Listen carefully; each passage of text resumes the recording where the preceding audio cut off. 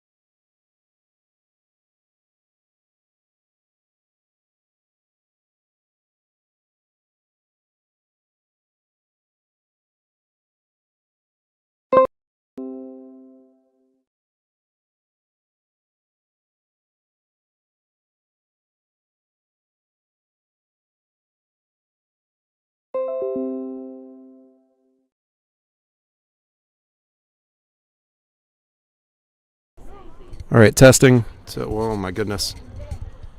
All right, I cannot. All right, we've got a very sensitive microphone on hand until we can get our main one sorted out. Not sure what the trouble is there, but we'll try and get on top of it. In the meantime, haven't missed too much. The Outlaws got a good kick return out to the 45, but they stalled on their first play. It was a tackle made at the line of scrimmage on a run. And similar look here, except the Chargers make it into the backfield early and are able to bring the ball carrier down. Looked like the whole front seven in on that one. It's going to bring up third down and about 13 by my count.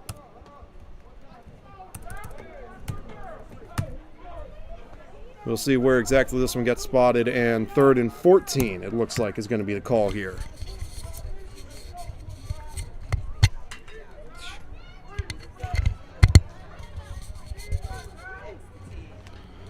So a pivotal down coming up here for the Outlaws already. Again, apologize for the technical difficulties, trying to get those sorted out as quickly as we can. The Outlaws, definitely a very balanced attack from what we've seen on film. They can throw it, they have some success, and they have some success on the ground as well. It's just the problem so far on the year has been sustaining that success. As you see, had an open man. Great throw by the quarterback into coverage, really weaving it in between some zone defenders, and just can't bring it in. Can the receiver. Falls incomplete, and that one Fourth down, I mean, you're 0-7 on the year. I don't know if you have much to lose by going for this. I wouldn't be too terribly surprised if they try it, especially if it was a shorter down in distance. I don't think they'd think twice. Ball's at the 41-yard line, and they do look to be going for it, at least for now. Though they're taking a while to get the play in. The officials seem to be taking some time to get this rolling, too.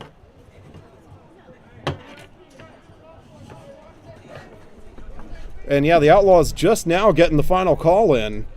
Not even the play, just saying, hey, we're going to go for this. So they're going to have to start watching out for the play clock here. They're going to need to be very careful. And I tell you at this rate, I'd be surprised if they get the snap off. And they do. Split backfield look. Dropping and now stepping up is the quarterback. Got a clear lane. He's got some wheels. Got the first down. And the Outlaws convert on 4th down and 14. What a way to start things out. No flags, no holds. That one is all clean. First down for South Carolina. Man, that is what we call a big play.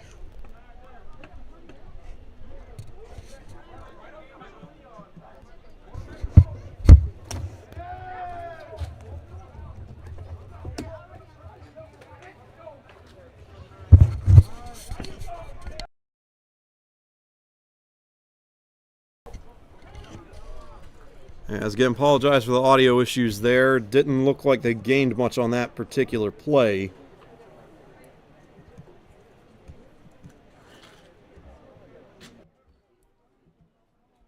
All right, testing.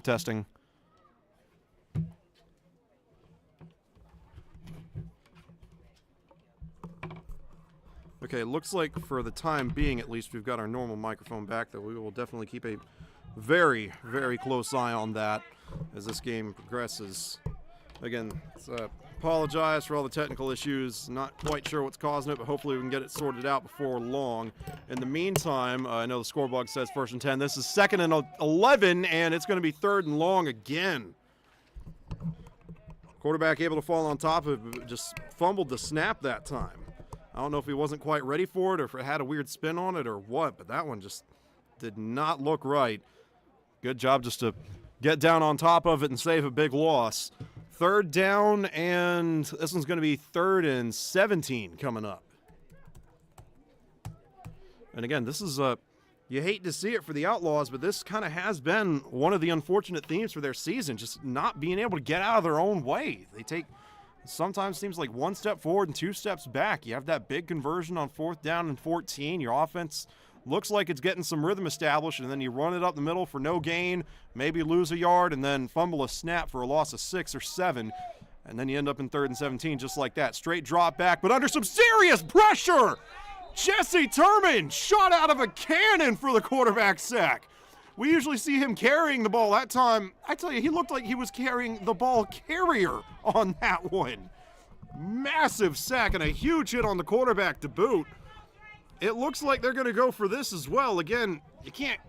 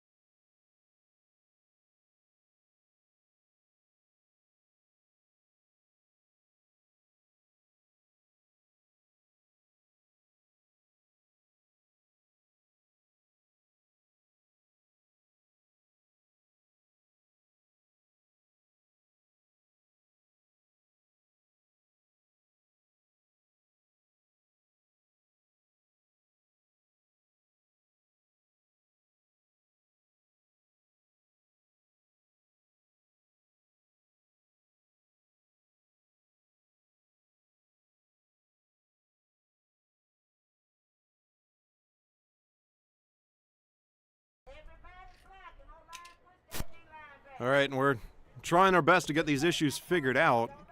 Kind of narrowed it down to having something to do with the cable. In the meantime, here's 2nd and 5. Carry up the middle. This is Larry Albert with the ball and just driving forward and taking some men with him for a first down. 2 carries for about 12 yards so far for the Chargers.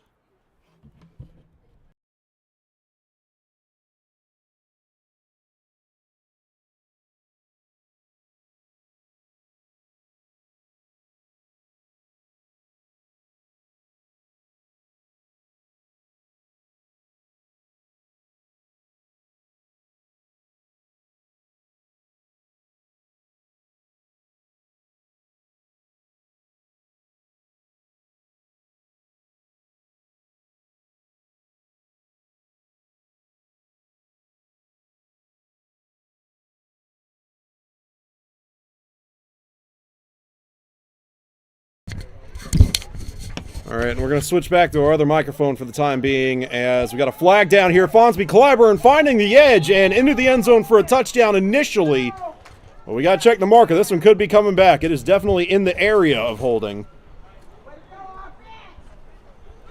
And the result of the play is a touchdown. Penalty goes against the Outlaws. So Fonsby Clyburn finding his way into the end zone for 6.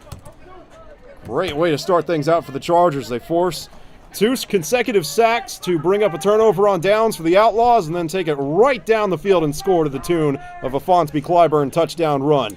They'll gear up for the 2-point conversion here. Don't be surprised if this goes straight up the middle. Only 1 wide receiver in the game right now. Actually, they may have Hollings bunched up near the line of scrimmage. It's hard to tell from here. Little John takes the snap, hands off, and heading into the end zone. They've got the 2-point conversion. Make it 8-0 in favor of the Chargers here early. On a quiet night here in Liberty, South Carolina. We'll take a break as both teams get reset and try once again to get these microphone issues sorted out. Apologize for the technical difficulties.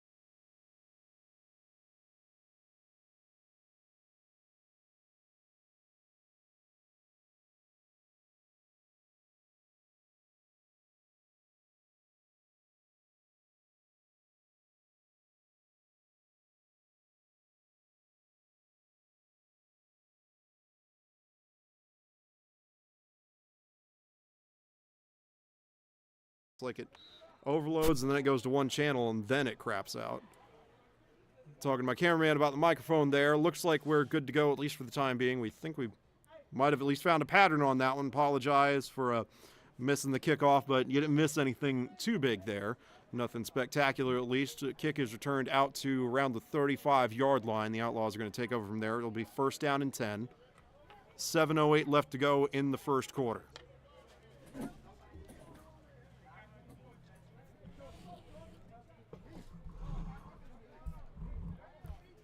And the Chargers making...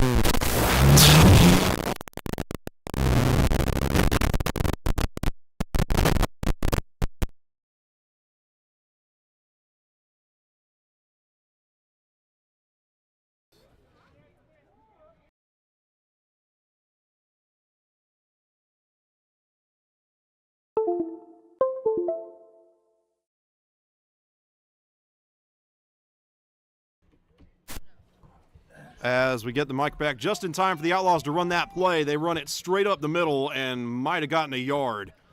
Not a lot doing on that one. It'll bring up 2nd down and around 9, maybe 10, depending on where exactly they spot this one. We'll have to wait a moment and see. And, yep, 2nd down and 9 is the call. They are going to say the ball carrier got a yard. No roster provided by the Outlaws. We do have the full roster for the Chargers. I'm sure we'll be calling a lot of their names, but so far, I mean, a lot of them have been in on these tackles. It's feel like those solo tackles, which are sacks by Jesse Turman on that last drive, really some of the only solo tackles we've seen. Really good team effort so far by the entire Chargers front 7, or really looks more like a front 8 on that play. They've got their nickel corner kind of playing in towards the box. And, yeah, split back set, so they're going to bring him in. So if the Outlaws want to run this, they do motion a man out, but they're going to be running into at least a 6-man front. It's going to be tough sledding. Straight drop back here. Quarterback steps up in the pocket. He's got some wheels, but not enough to outrun the defense on that play. That is Larry Albert, I believe, with the tackle, and that'll bring up 3rd down and 9. So turns what could have been a pretty big gain into no gain on that one. And I'll check my notes here just to double check. Yeah, some of the players were getting on to me over the past week about getting the numbers wrong, specifically within the range of the 20s on the jerseys. I don't know what it is about those numbers in particular, but the 21, like that 21 through 29 range is where I've been getting really tripped up. So I went ahead and wrote down what specific equipment everybody is wearing, colored socks, sleeves, stuff like that. So hopefully we'll be a little more accurate as the Outlaws looking for an accurate throw here, going all the way down the field. It's picked off. Great anticipation there by number 0, I believe. That's Prydock, spinning out of a tackle and gets all the way down to the original line of scrimmage. It's a big return there. Kamir Prydock with the interception. And 2 Outlaws drives have ended in turnovers. One a turnover on downs, and now the interception by Prydock with a nice return added onto it as well. And this Chargers offense, I tell you, they're wasting no time in getting back out there. They were ready as soon as that ball was caught. Here's 1st down and 10 coming up. Looks like Fonsby Clyburn is going to be at least one of the running backs. Remains to be seen if he'll be the lead or the fullback. The Chargers will switch a ton of different players in and out of both of those roles. This right here is kind of their base formation. They're going to put Jesse Turman in as the fullback to the left of Littlejohn, Clyburn the lead back. But they can hand it off to either one of those guys. They're going to give it to Clyburn here and takes it up the middle for a gain of about 7 yards.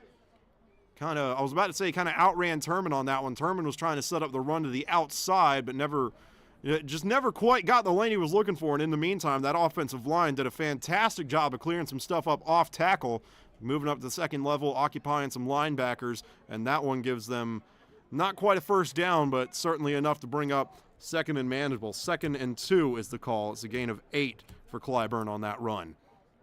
Same formation here as last time. They just flipped it. And Littlejohn going to hand it to Turman this time. And Turman powers forward. Not a pretty run, but he gets the 1st down. Did what he had to do. I tell you, the Chargers, for as much as they do run the ball, Clyburn is really one of their only major speed guys. Robin Crawford Jr., another player that they will routinely try to get to the edge. But past that, it is a lot of power. Straight between the tackles, running over dudes. It makes for some smash mouth football, though that time maybe a little too smash mouth, or at least a little too grabby. It looks like we got a hold going against the Chargers.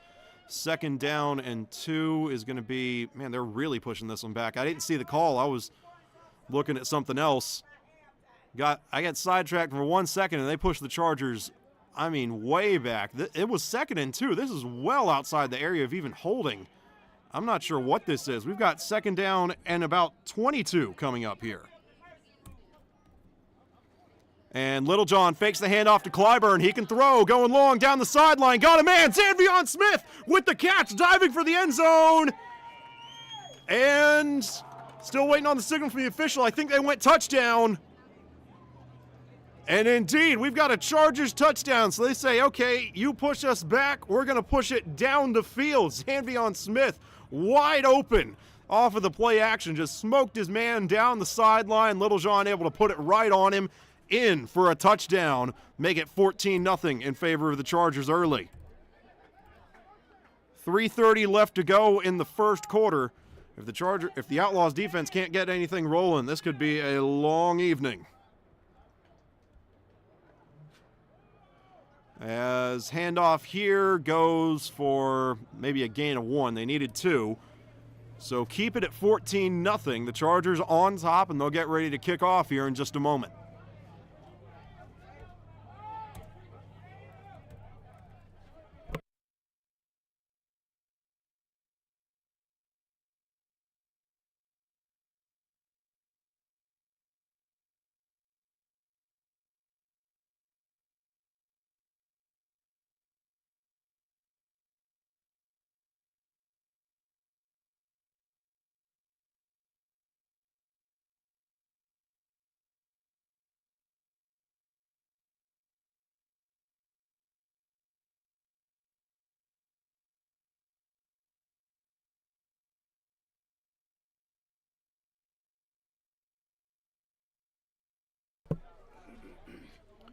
And if you looked closely there, you might have caught a glimpse of our cameraman. That's my dad, Daniel Ruff. He's been helping out all season long, couple of years. He and I have been doing this.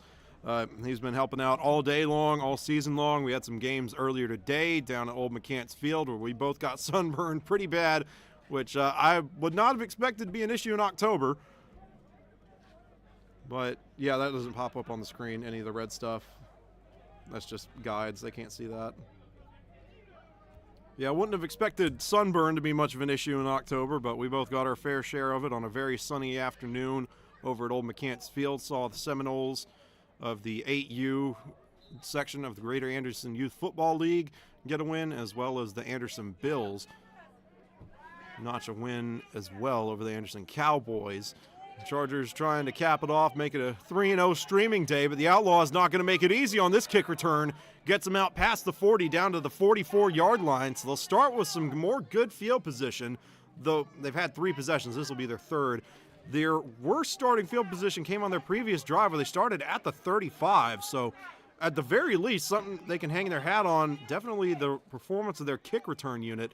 They've been doing a really good job of getting downfield, following their blockers, and making some positive impacts. It's just been, again, the Outlaws, I was about to say, oh, everything else has been the problem. It's not that. I mean, they've moved the ball a couple of times. There have been a couple of plays like that 4th down and 14 that went for a quarterback scramble. I needed 14. They got about 18 on that one. I mean, they've shown the ability to move the football. It's just all season long, they have not been able to do it with any consistency. The big plays just come and go. It's strange to see in a sense.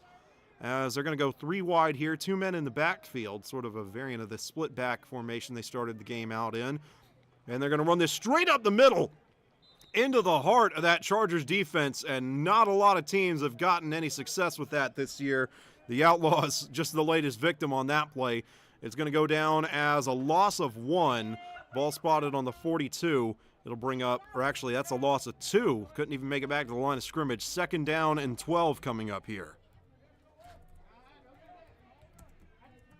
So that one, definitely a symptom of just that defensive line for the Chargers being as dominant as they are. Again, not a lot of teams have had success on the ground in any capacity, much less between the tackles. Be it run defense or pass rush, those defensive linemen have had a really good year. Here's 2nd and 12, split back look. Quarterback going to drop the pass, setting up a wide receiver screen, and makes one man miss, makes another man miss. They can't bring him down, and eventually by the jersey, I think that's one of the defensive linemen coming through and making the tackle.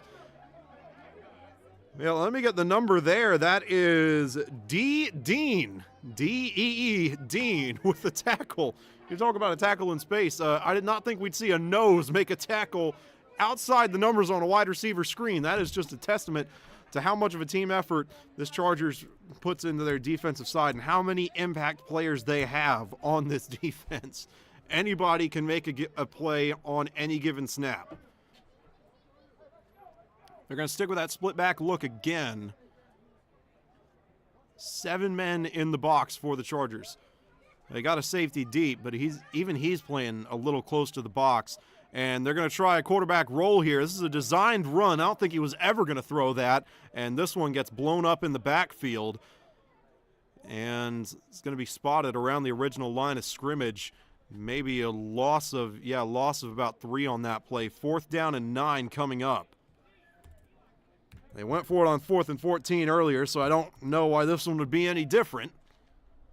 We'll see what they got dialed up. I definitely think when we talked about how balanced they are offensively, they will do about 50% pass, 50% run, trying to run to set up the passing game. Despite that, I do think their strength as an offense does come in that passing game, especially when they can get their quarterback a clean pocket and give him the option to take off if nothing's available downfield. That's where they're at their best. But getting him those clean pockets, getting those receivers off of jams in space has been tricky. And they do find some space here, kind of right in the soft spot between two zones, it looked like. It might have been playing straight cover 2. The Chargers, not quite sure how, but Jared Watkins ended up with the ball very late. He was taken off to the end zone. Yeah, I don't know how he got that, honestly. But that was a first down catch and run there by the Outlaws. And you see kind of the potential of that offense flashing on that play. The quick passes, be they outside the numbers or inside, I think that's really their best suit. You know, give your quarterback, again, with the offensive line struggles, it's not quite the NFL out here. I mean, I think you can operate on a, one read and go basis. If your first read's not there, give them a simple route concept, just 2 players, read it real fast. If it's not there, try and take off. As we got a timeout taken here. Or no, the Outlaws are moving backward. Or actually, that was the end of the first quarter. Never mind. There's no buzzer on the scoreboard. That's what threw me off. So at the end of 1, in a fast-moving game so far, the Chargers up 14-0, but the Outlaws look to be getting something together on offense. Could make this interesting here on this next possession. We'll be back in a moment.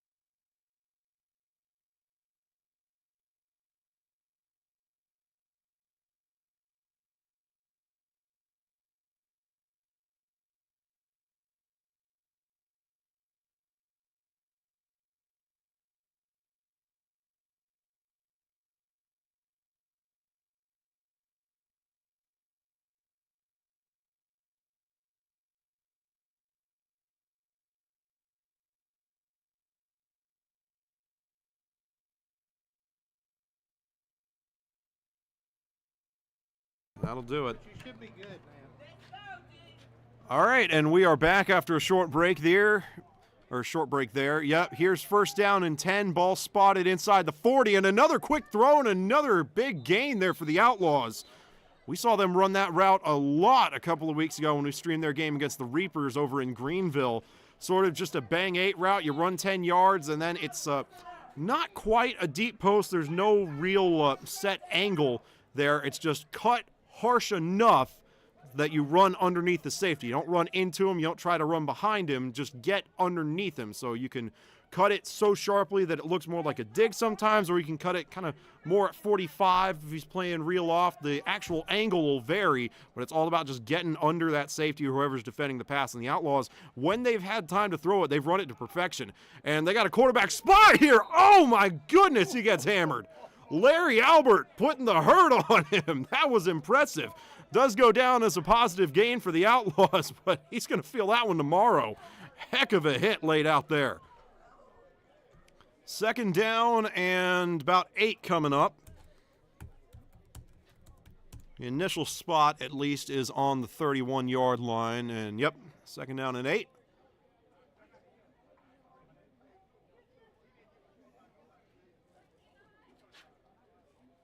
And now the Chargers about ready to go. It's the Outlaws that are taking a moment to get set here. They've finally been putting something together on this drive. And this is a team that, again, we talked about their struggles on offense. They have the lowest points for total in the lead. They've been shut out twice. But I think they're finally kind of playing up their potential here. But this Chargers defense not going to make it easy on them either. That one is going to go as no gain, I believe. Might have gotten an inch or two at the very most. 3rd down and 8 coming up here. So a very big play. I mean, at this point, I think anything is 4-down territory for the Outlaws, except like 4th and 30 inside your own 5. Then you might punt it. But this absolutely, we've seen them go for it on 4th and 14, 4th and 25. I think they went for it on their first possession. So I don't think they're going to have any qualms with trying this on 4th down no matter where it ends up. Going to be interesting to see the approach they take here, if they try and get this all at once or maybe run it to set up a 4th and short. And they're going to try a drop back at least, looking over the middle. This one caught! Man, another great play by the Outlaws offense, and this one caught by number 17. Again, no roster provided by the Outlaws. Hopefully we can get one soon, because they've got some playmakers that we may need to be highlighting here. They've looked good on this drive. The Chargers defense kind of looking like they're falling asleep a little bit. It can happen, late kick, late in the season against a team that's been eliminated from playoff contention. Kind of strange things can happen. But we've seen them really, I don't know that a team has been able to test them through the air like this all season long. Even the Reloaded, probably one of the more pass-heavy teams in the league, they were able to stop because of, obviously, the pressure from their defensive line, a big factor. But the Reloaded are also taking a lot longer to throw the ball. The Outlaws, though, they've been getting the ball out very quickly and kind of neutralizing this pass rush. It's been an interesting approach, and they're going to run this here, and they'll gain a couple of yards, not much. Or actually, that looks to be a gain of about 6. Yeah, 2nd down and 4 coming up. The Outlaws can pick up a 1st down without scoring on this one. Would not at all be surprised to see some kind of read option here. That quarterback, we saw it against the Reapers as well. He's got some wheels. Here's 2nd and 4-ish. Kind of hovering around 2nd and 5. They're going to run this straight up the middle, and this one is going to get to around the 5-yard line, and it'll bring up 3rd and 1. Gain of 4 or 5 on that one. So now you kind of, I was about to say you kind of have to be thinking run up the middle, especially given they've had success with it on their past 2 downs. But given their, I can't quite find the right word, given that they've been comfortable going for it on 4th down from any point on the field, wouldn't be too surprised if they try and get a little tricky here. Maybe fake a handoff, have the quarterback run, set up a throw. I don't think we'll see anything too crazy, but I think it might be best for them to operate with the assumption that should they try something here and not get it and not turn the ball over, they can come back to this on 4th down and short. And the quarterback, he hung on to it, and that one is going to hurt. So they maybe, I don't know if you can quite call that tricky. It was just a straight drop back with a kind of a little bit of a play action fake, but that one did not work. And I tell you, the time to throw a little bit higher than it was on those successful passes that they had earlier. The quarterback just held it like half a beat longer than usual, and just like that, 3rd and 1 with a chance to set up a goal to go turns into 4th and 7. It's a 6-yard sack by that Chargers defense, and probably the biggest play of the game for either side coming up here. 14-0, the Outlaws desperately need a 1st down here. Split back formation, they've been rolling with this pretty much the entire game. 2 receivers to the quarterback's left. Here's the snap. Looking to throw and kind of rolling and under some pressure, and who else but Jesse Turman notching his 3rd sack of the game and his 2nd sack on 4th down. Man, he's coming up clutch here early. Had a 1st down carrying the ball as well over on offense. Getting it done on both sides. And just like that, that was a promising drive for the Outlaws. Started around the 40-yard line, got it all the way inside the 10. And again, we talked about them just not being able to get out of their own way sometimes. It's really rearing its ugly head now. A promising possession goes up in smoke by way of that dominant Chargers defense. 14-0. The Chargers are going to look to make it a 3-score game here. Ball is spotted right on the 20, so it's just like a touchback after the sack by Turman on that one. They got a long way to pay dirt, but they have shown us that despite their kind of run-heavy smash-mouth approach, they can pick up some chunk yardage when they want to or when they get the right look defensively. 2 tight ends in the set here. Or actually, check that. It was 1 tight end, 2 runners, 2 receivers. Doesn't matter because the handoff goes to number 0. I think that's Prydock with the carry. Could be, let me double check my notes. But that one, a nice little gain on first down, goes for 7 yards. And yep, I do believe that was Prydock on the carry. Getting some offensive action after a big run back on his interception earlier. 2nd down and 3 coming up. And they're going to hand it to Prydock again. He's got a blocker out in front. It's Larry Albert, the fullback on this play. And got a block, but he got chased out of bounds right as it was getting set up. But still a very big gain on that one. Just like that, in 2 plays, the Chargers have gone 30 yards, showing you that big playability. Kymir Prydock on the carry there, getting them out right to midfield. 1st down and 10 for the Chargers.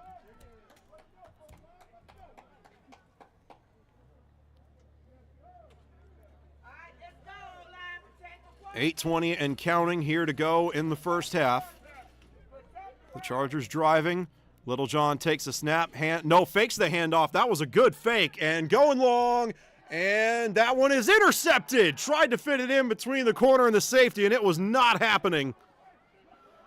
And tripped up around the 30. We'll see where exactly they spot it. But the Outlaws, man, that is a huge takeaway on defense, and the Chargers, I don't know. I mean, as well as they run the ball, play action is always going to be a good idea, but looked like they might have just been getting a little bit greedy on that one, especially given that the run game was working just fine. It wasn't like they were struggling on the ground or anything. So the Outlaws needed a big takeaway. They got a big takeaway, but now they got to get some points off of it too. It's one thing to turn the ball over, but it doesn't mean jack if you can't get it into the end zone. 1st down and 10, ball spotted on the, looks like the 27-yard line. So 73 yards to pay dirt. And the Outlaws bringing one last man onto the field. I think they only had 10 in the huddle.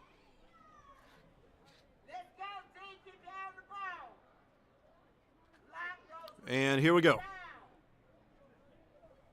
7:20 and counting before halftime. The Chargers kicked to start the game, so they'll get the ball to start the 3rd quarter. That we're a little too far out for that to be a factor in anyone's decision-making right now, but it could loom larger as we get closer to halftime. Sticking with that split back set. And here's the snaps. Handoff. Oh, eaten alive in the backfield.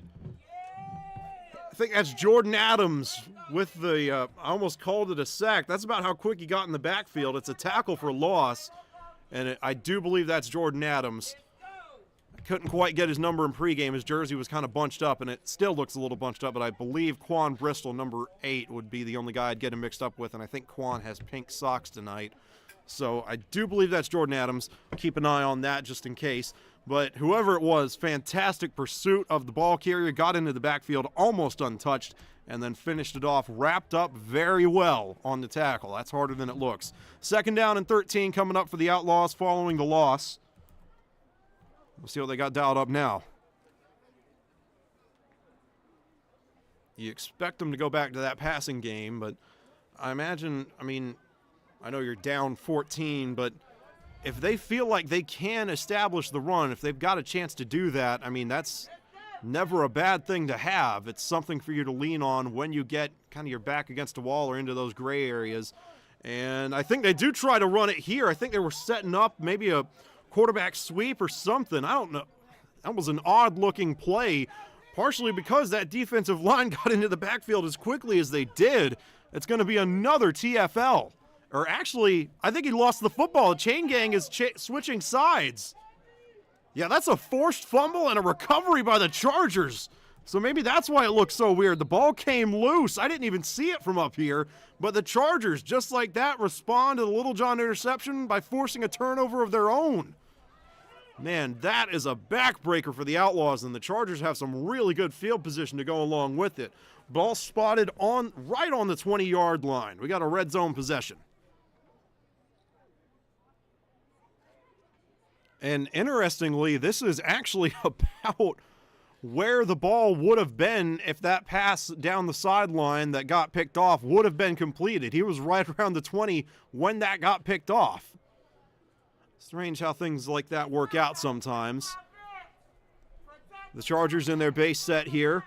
Littlejohn going to hand off to Turman, and Turman cuts it up between the tackle and the guard, it looked like, just running between the offensive lineman, and he'll pick up a couple of yards. Nothing spectacular on that one, but sort of a body blow to that Outlaws defensive line could make running deep into the third and fourth quarters a little bit easier. 2nd down and 5 actually coming up here.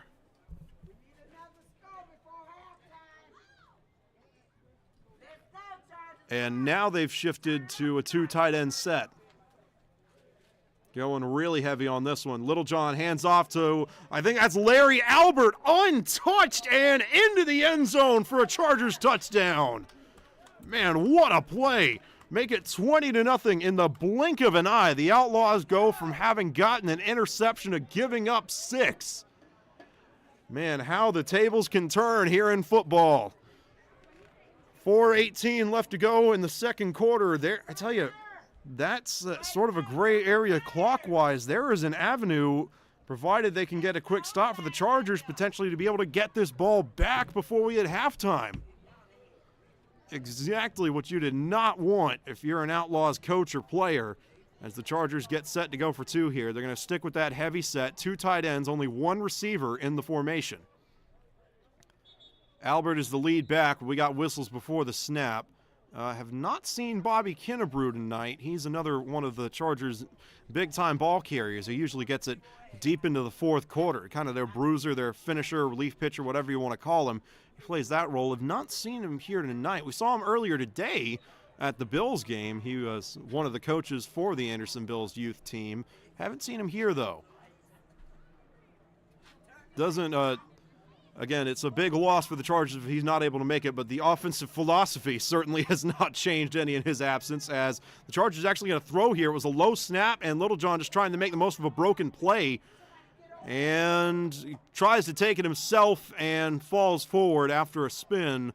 So not the end of the world. They didn't get that one. I'm sure Littlejohn a little disappointed on that one, but kind of a broken play, kind of have to make what you can. It's all right. It was just a 2-point conversion. You're already up 3 possessions anyway. Not going to do too much in the grand scheme of things. So the Chargers able to cash in off of the fumble, take it to the house by way of a Larry Albert touchdown run, and the Outlaws are going to get another crack at it. We'll see if they can finally get something going. I mean, they had a good possession strung together.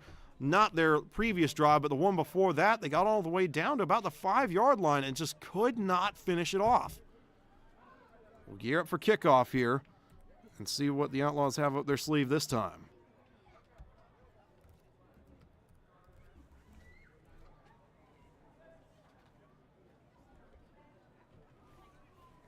.418 left to go in the second quarter. Again, we mentioned earlier, there is a pathway. It's not super duper likely, not a guaranteed thing or anything, but if they can get off the field quickly, maybe the quarterback throws some incomplete passes inside of that 2-minute window, they could potentially get this ball back and have an opportunity to score again before the half. So in addition to just getting some positive yardage, the Outlaws maybe need to be a little bit mindful of where that clock is as well. Definitely not your number one priority here.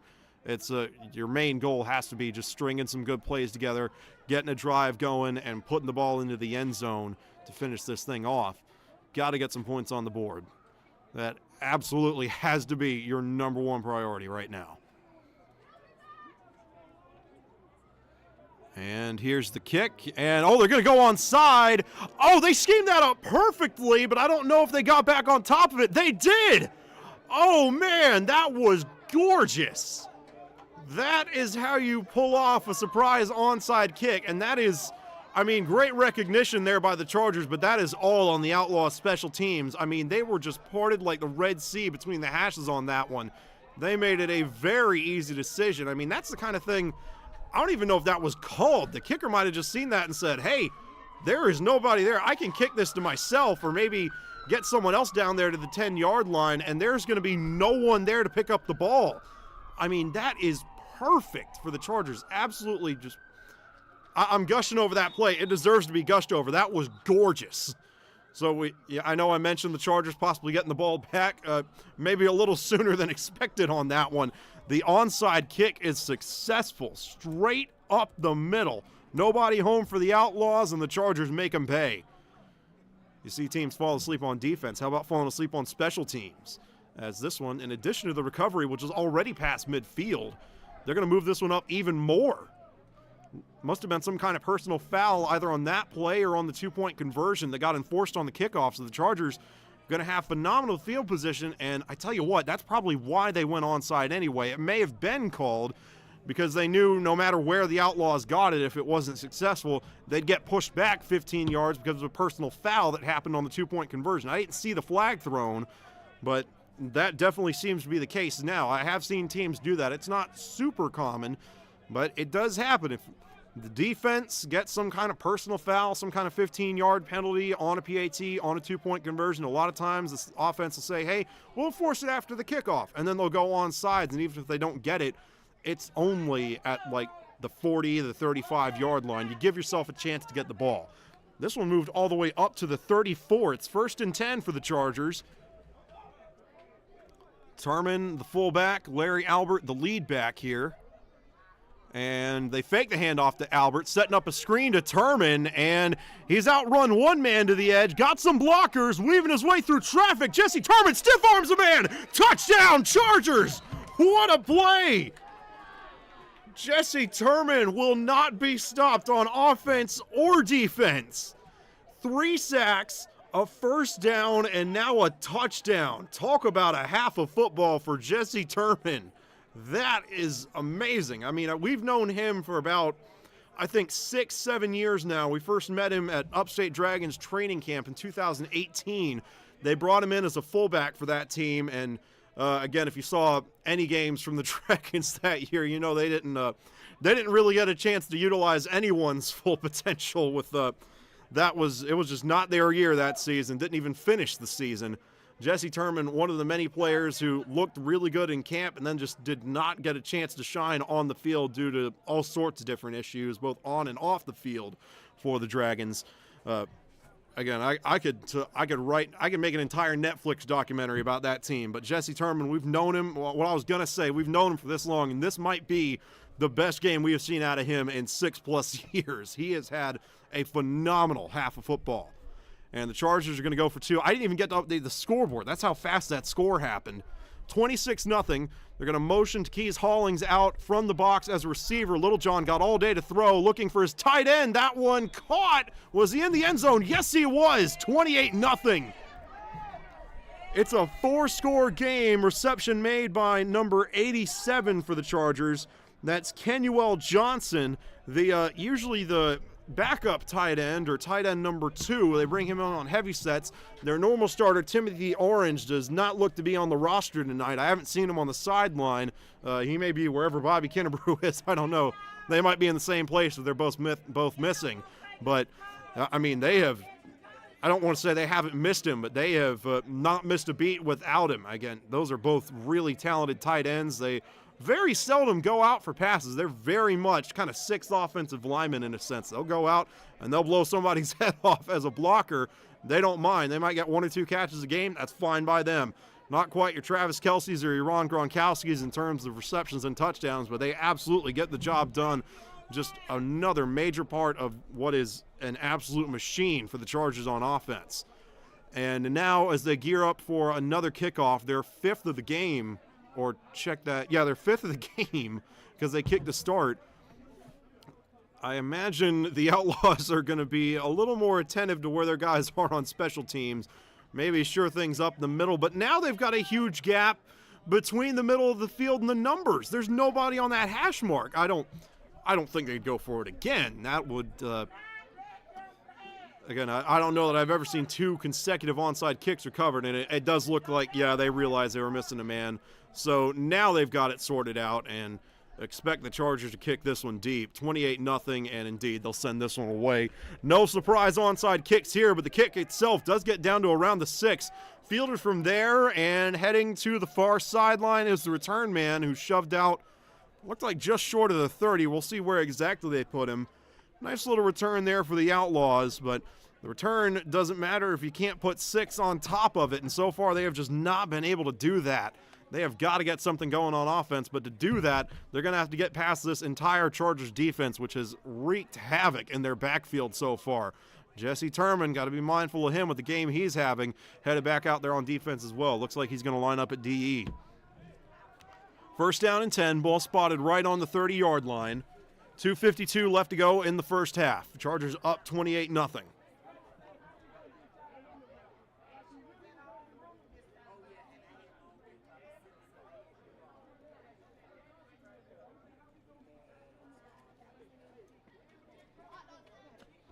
And the Outlaws, yeah, they were taking their time getting out of the huddle there, but looks like they got everything sorted out now.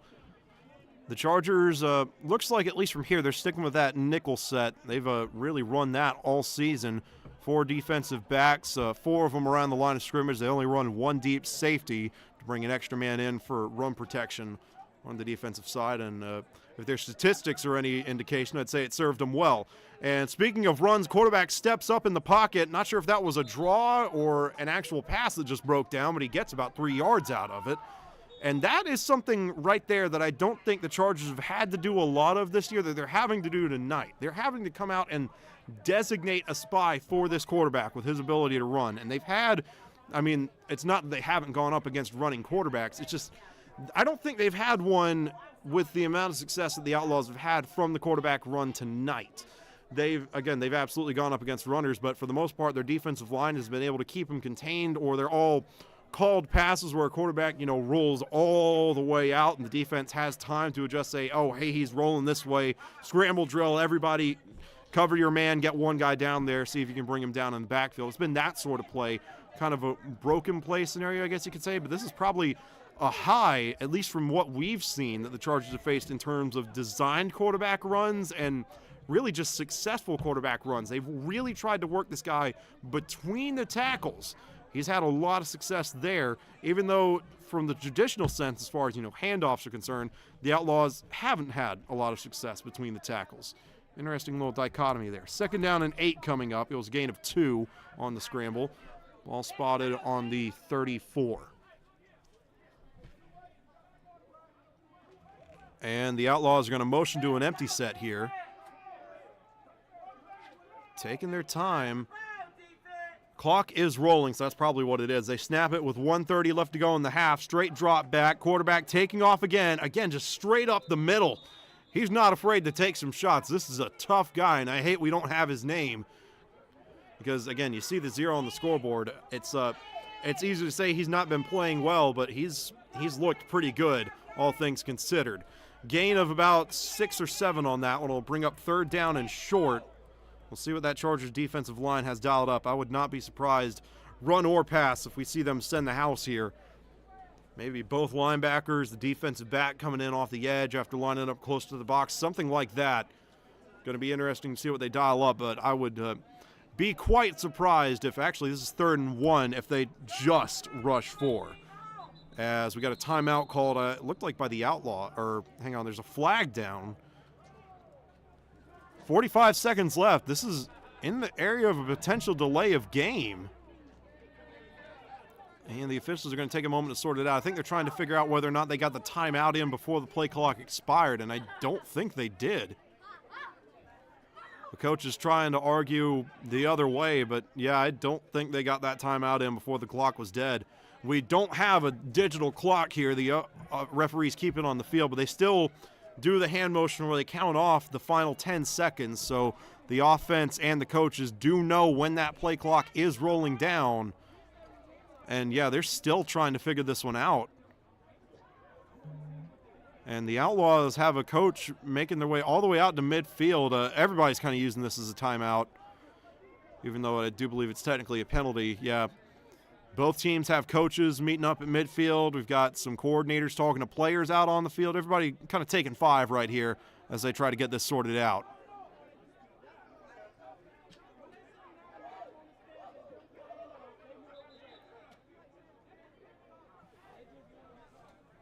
Trying to listen in to some of the chatter down on the field, see if I can get any clues.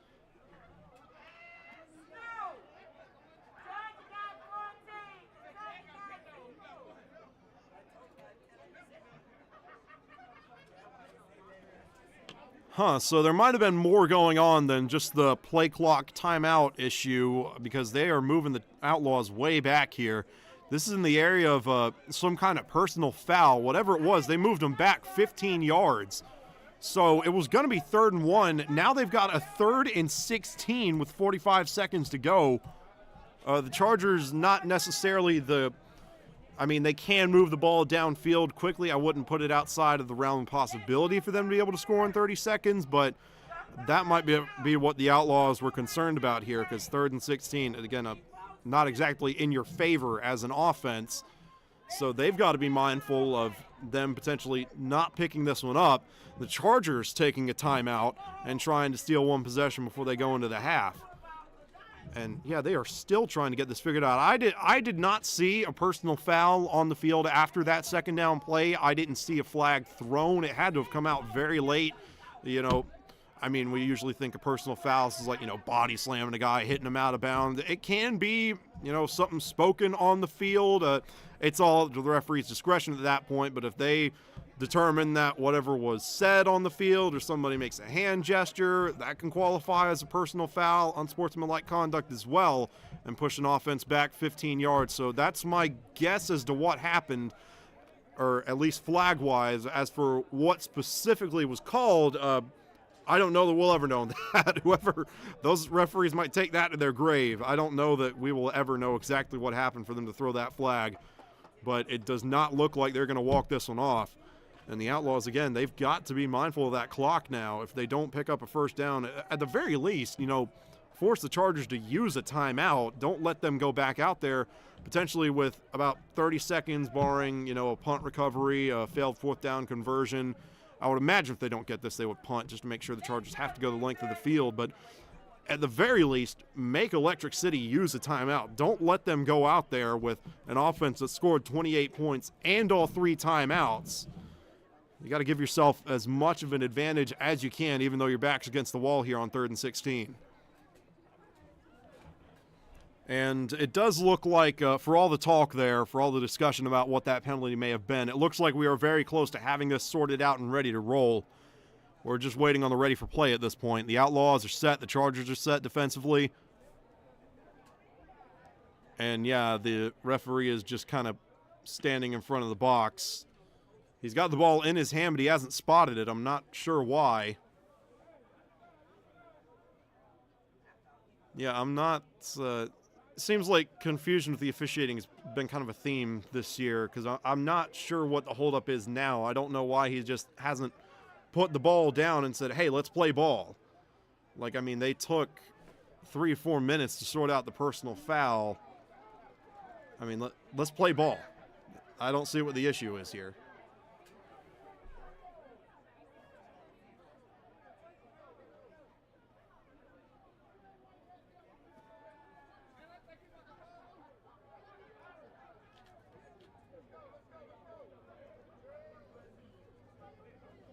All right, and he's finally out of the way. We can finally play some more football. 3rd down and 16, 4 receivers in the formation, or actually 3 and a tight end. And they're going to try a wide receiver screen here. Had some blockers initially, but that's blown up. That Chargers defense swarming to the ball carrier. And will they take that timeout? The clock is rolling, so the Chargers not going to try to steal a possession. They're going to go into half up 28, not run the risk of any kind of turnover or something crazy happening. The Outlaws on 4th down and 16. They got back to the line of scrimmage on that play on 4th and 16. This may seem a little petty, but I can understand their thought process here. They stopped the clock with, I think, it looks like about 8 seconds left. Sometimes the scoreboard here gets a little wonky.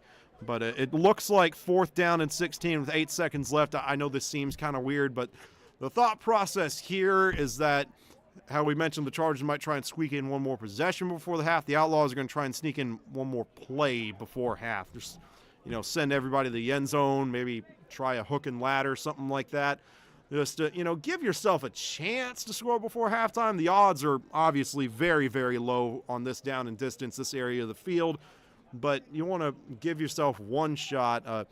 Even if you don't pick up anything, even if you do like throw an interception 40 yards down the field or something and it doesn't get returned for a touchdown, I mean, you got to send a message to your offense as well that like, hey, we're not giving up on you guys. We're going to try to score. We're not just going to keel over and die in this game. I know we're down 4 possessions, but I like the call here, taking the timeout. I mean, you can't take them with you. You may as well use it.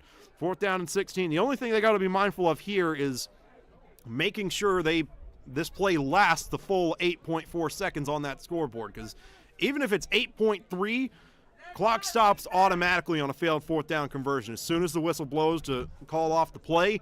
So the Chargers could potentially get this one back at some point. Where that'll be, we've got no idea.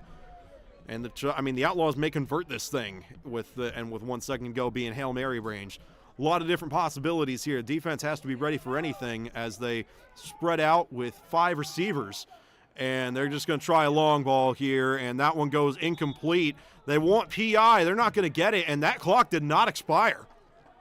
We have got 3.5 seconds left, so a little bit of mismanagement there by the Outlaws. Again, I like the call of taking your time out, trying to squeeze in one last play before the half, but 8 seconds is a little much. You want to take that with, maybe 3 or 4 or 5 if you want to push it, but now you take that so early in the grand scheme of things. I know what people say, it's 8 seconds, it's not that long, but in football, especially at the end of a half, that is an eternity, and you've gone from potentially just saying, okay, that's the last play of the half. We had 5 seconds, we ran off all 5 seconds. Now you run a play that lasts 5 seconds. There's 3 seconds left on that clock. The clock itself is arbitrary at this point. Whatever the Chargers run here is going to take up the rest of the first half unless there's some kind of defensive penalty. But the issue here is that you've given a Chargers offense that has scored 28 points in one half the ball back, even if it's just for one play. They've shown the ability to move this thing down the field. They can get it to the outside. They've got runners that can really make something happen if they get on the edge. Mark Littlejohn definitely has the arm to push this thing 45 yards down the field. So you got just mismanagement by the Outlaws coaching staff with that clock.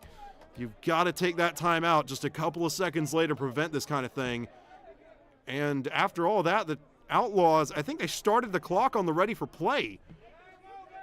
Yeah, the Chargers seem really confused.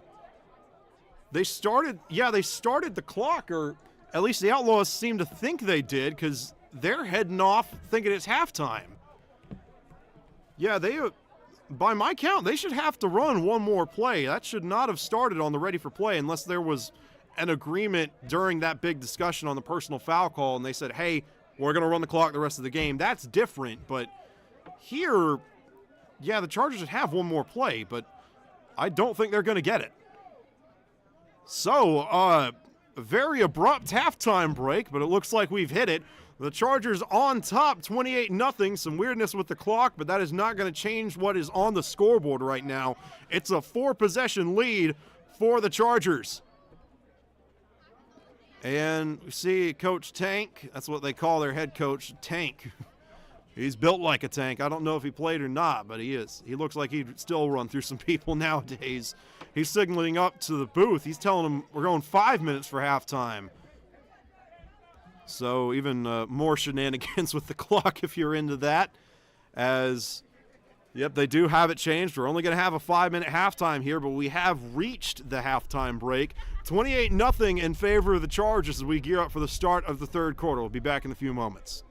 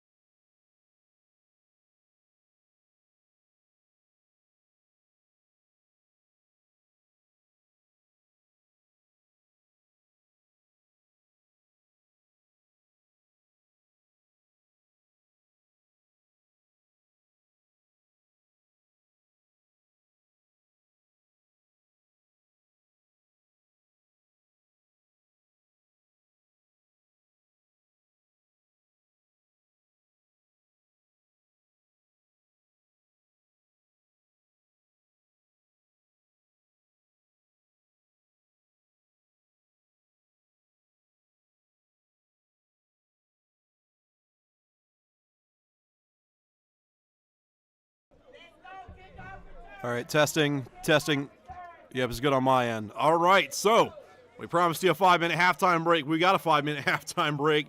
Outlaws Chargers set to kick off to start the third quarter here in just a few moments. My cameraman and I, my dad and I, we talked it over at halftime. We, as far as what might have happened within the last 30, 40 seconds of the first half, he said he didn't see anything I didn't see, so we're not entirely sure how that all transpired, what the penalty was that pushed the Outlaws back, why the clock started on what would have been 1st and 10 for the Chargers when it should have started on the snap. Not quite sure what happened, but regardless, the Chargers still up 28-0 with a chance to build on their lead even further here. They kicked to start the game, so they're going to get it to start the third quarter. I got to say, don't need 3 guesses to figure out what their game plan is going to be from here on out, especially given when they're up 28-0. You would think they'll just run the clock out, call it a day, especially on what has turned out to be quite a chilly night here, which, again, is strange considering that we were streaming some games earlier this morning. They were hot as blazes in October. This is more befitting of an October evening, more what we expected. So on a cold night, you kind of expect them to kind of run out the clock, shorten the game, call it a day. But I say all that, but the past couple times we've seen the Chargers get up, the Strikers game and the one we did a couple of weeks ago, I can't quite remember who it was against, but those games stick out because the Chargers have had a lot of trouble closing out the games, and it's because they don't run the ball when they get up like this. Especially come late in the fourth quarter when within 7 minutes to go, 5 minutes to go, they're up big. You'd think, oh, just run out the clock, call it a game. But that's when they kind of start testing out some new plays, different formations that they don't run a lot, and it leads to a lot of stoppages and a lot of unnecessary possessions and points for the other team. So going to be interesting to see if they kind of break that habit and run this ball more in the second half, or if they do I don't want to use the term goofing off, but if they do start experimenting a little bit, running plays they don't normally run in case they do need them come playoff time, because the Chargers have clinched a playoff berth, again, undefeated on the year. This is the second to last week of the regular season as far as my knowledge goes. 8-0 on the season, looking to make it 9-0 here with a win, and then they got one more game on the road. I believe they're up in Fayetteville for that one. Or no, check that. I think they're in Asheville for their last game. It's the Reapers that have the Fayetteville Ducks next week. Do not believe we're going to be able to make that game, though, unfortunately. Had some travel plans come up unexpectedly as that kick gets returned out to the 45-yard line. Nice return there by the Chargers special teams. Didn't see who had the ball. I got too caught up talking about game plans and stuff. Yeah, I'm a little too heavy on the X's and O's. As we're going to get our first look in a while at Fonsby Clyburn. Haven't seen much of him outside of the first couple of possessions. He'll get a chance here as the lead back. They're going to hand it off to him, and Clyburn trying to find the edge. Gets through one level of defenders and then gets hammered after a gain of 3 or so yards. Good pursuit by that Outlaws defense. Clyburn, we've heard the coaches talk about him. He's a very patient runner. And I tell you, it takes a patient runner to be able to find that initial crease. But the Outlaws defense, once he made it through there, they were waiting on him. I think both sides kind of knew where that play was going. Hey, they're not all going to be touchdowns. Good job by Clyburn getting upfield, past the line of scrimmage, gaining some positive yards. 2nd down and 8 actually is going to be the spot on the 47-yard line. We got whistles. I think the Outlaws called timeout. And no, it looks like some kind of I'm not sure what that was. It looked like a substitution thing, but they didn't bring anybody on the field. As Littlejohn hands off this time to Cameron Delano, and Delano making his way through some tacklers into the secondary and is brought down by some defensive backs. It took a lot of them to bring him down. Cam Delano shot me a message over Facebook, got on to me about getting his number mixed up with a couple other guys. Again, made sure to make sure notes of all the different bits of equipment the different players are wearing. I said, hey, Cam Delano is not wearing any socks. And sure enough, that guy does not have any socks. So Cam Delano there with a big run. About 15 yards on his first play of the game, or his first offensive play of the game, at least the first one I've seen. They may have put him in at tight end once or twice, and I didn't notice.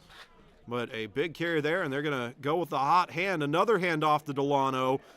Patient run here, makes his way out of one tackle, still on his feet, and gains another 7 or 8 yards. Cam Delano saying, why didn't I get in earlier? I'm doing great. Again, the Chargers just have so many different weapons they can go to out of the backfield. They sub Delano out. Out comes Robin Crawford Jr., another one of their speedy backs, as that one is going to go for a first down. So 2 carries for about 25, 27 yards there for Cam Delano, making his presence felt here. And now Robin Crawford will get a shot. Larry Albert is the fullback on this play. And they're going to hand off to Crawford. He's following Albert, catches a nice block, and Crawford, runs straight over a man. Hits the truck stick and picks up a first down. And we got another whistle. Timeout taken by the Outlaws. They've got to sort this out.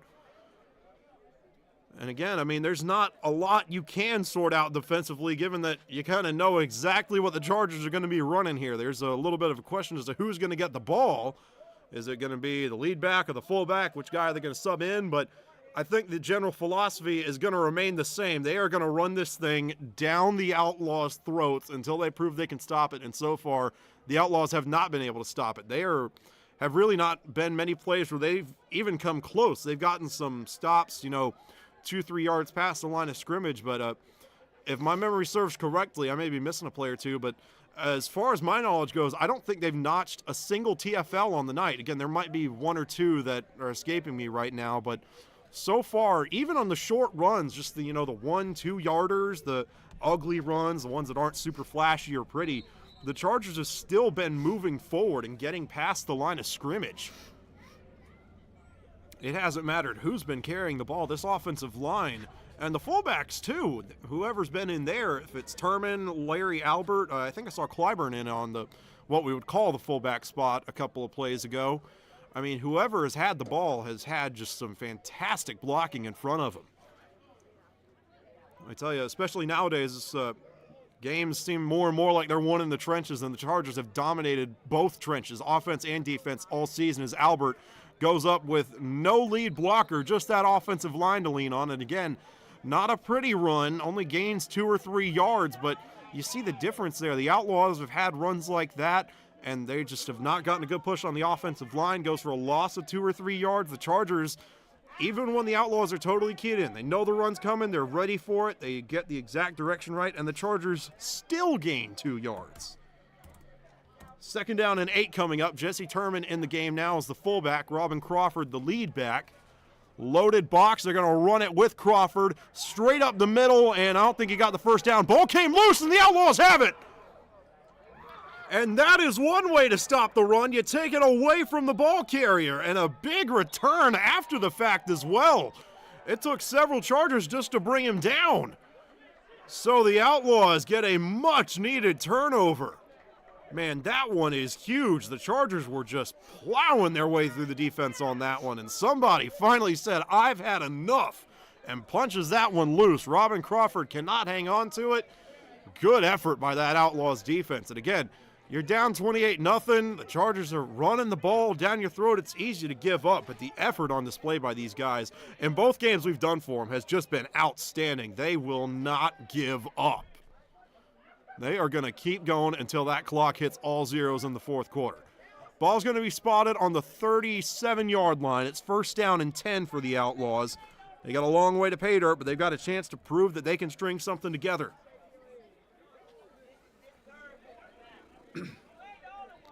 Not a lot of sustained success outside of one long possession they had about halfway through the 2nd quarter. They got all the way down to the 5-yard line and could not cash in. Ended up turning it over on downs.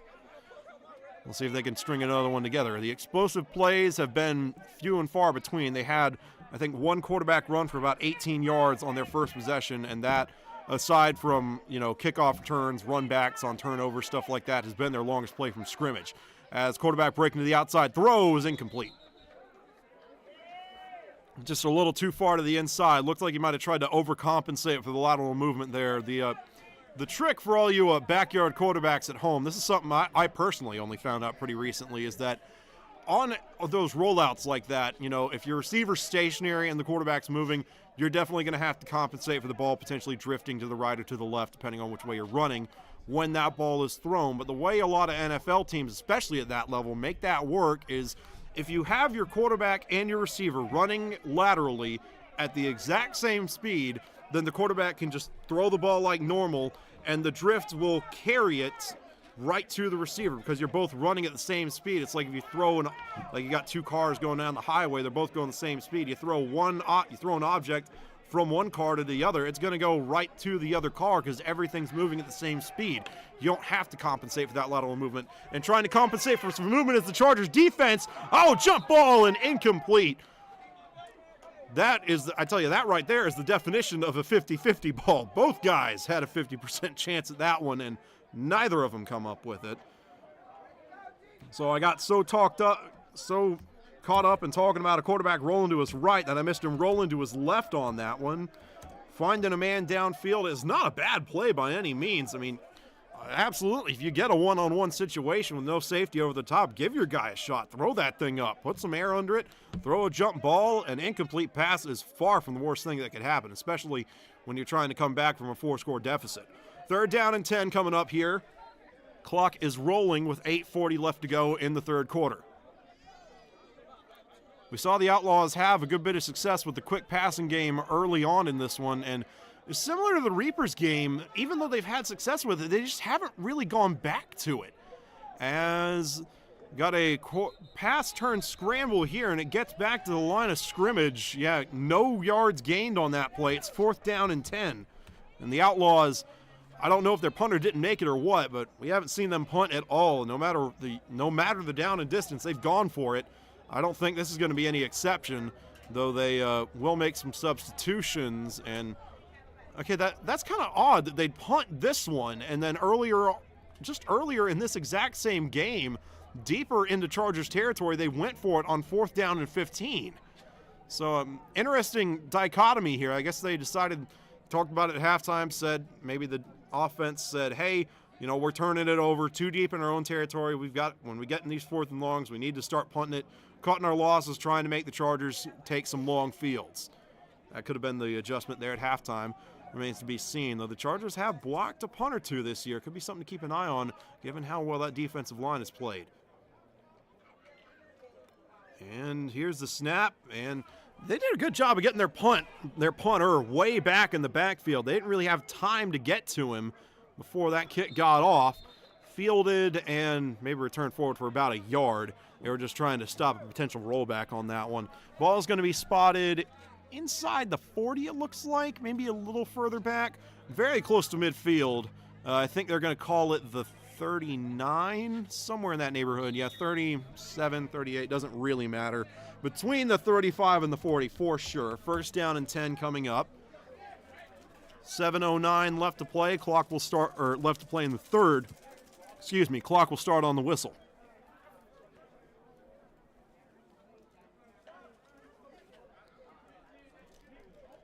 And the Chargers, again, I'm sure content to just run the ball here. Milk that clock. Again, halfway through the 3rd quarter, up 28-0. The scoreboard itself is kind of arbitrary at this point. The clock definitely more beneficial for the Chargers, just getting that thing down. Doesn't matter how much you're up by. As long as you're up and you can chew that clock, limit the number of possessions that this Outlaws offense can get, you're going to be in good hands. But again, this is where they've struggled sometimes. They kind of start testing things out, throwing a little more than they usually do, bringing out some new formations. I think we saw a motion to empty last week when they got in this spot. So got a lot of moving pieces, but the lowest common denominator, obviously, you run the ball. That's what you do best. You want to chew up the clock. You want to get out of here with a win. Running the ball, on paper at least, is a no-brainer.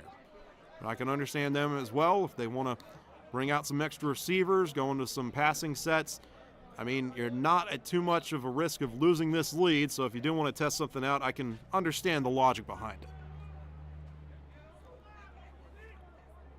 As they don't look to be doing anything too fancy here. Base set, 2 receivers, a tight end, and 2 running backs. Albert, the fullback. And can't tell who that is at running back. I think that's Prydock getting the carry. Whoever it is has some wheels. I'll give him that. Breaking to the outside and steps out of bounds after a gain of 7, and that is indeed Kamir Prydock with the carry. We usually see him as a defensive back and kick returner. He's gotten a couple of carries so far in this one. Second down and about 5. Yeah, they're going to call it 2nd and 5. Ball is getting closer to midfield. We're on the 43 now. Clock is rolling, or actually, yep, it's rolling. They let it roll. Prydock went out of bounds on his own, and we're outside of 2 minutes. So, yep, that's a rule. You roll it. He goes out on his own. And no substitutions here on offense, at least not any that I saw. Albert still the fullback. Prydock still the lead back. 2nd down and 5.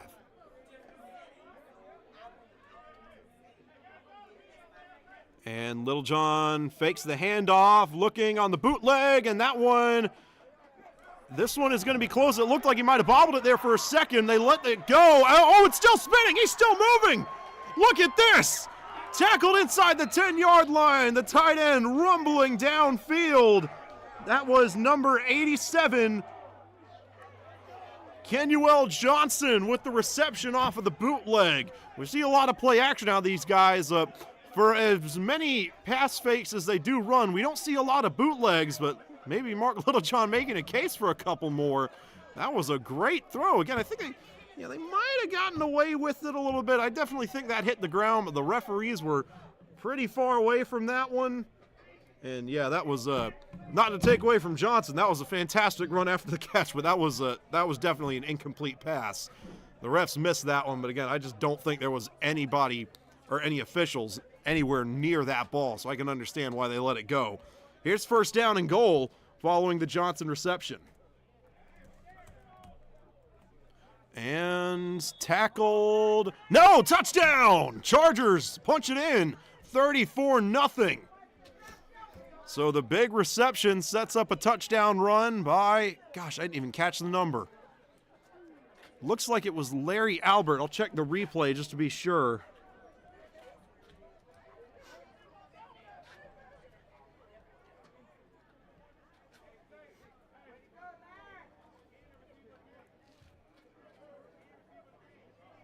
And yep, that was Larry Albert on the touchdown. So nice run to put the Chargers up again, I should say, 34-0. We've got a 5-possession game now, and they're going to go for 2, try to make it 36.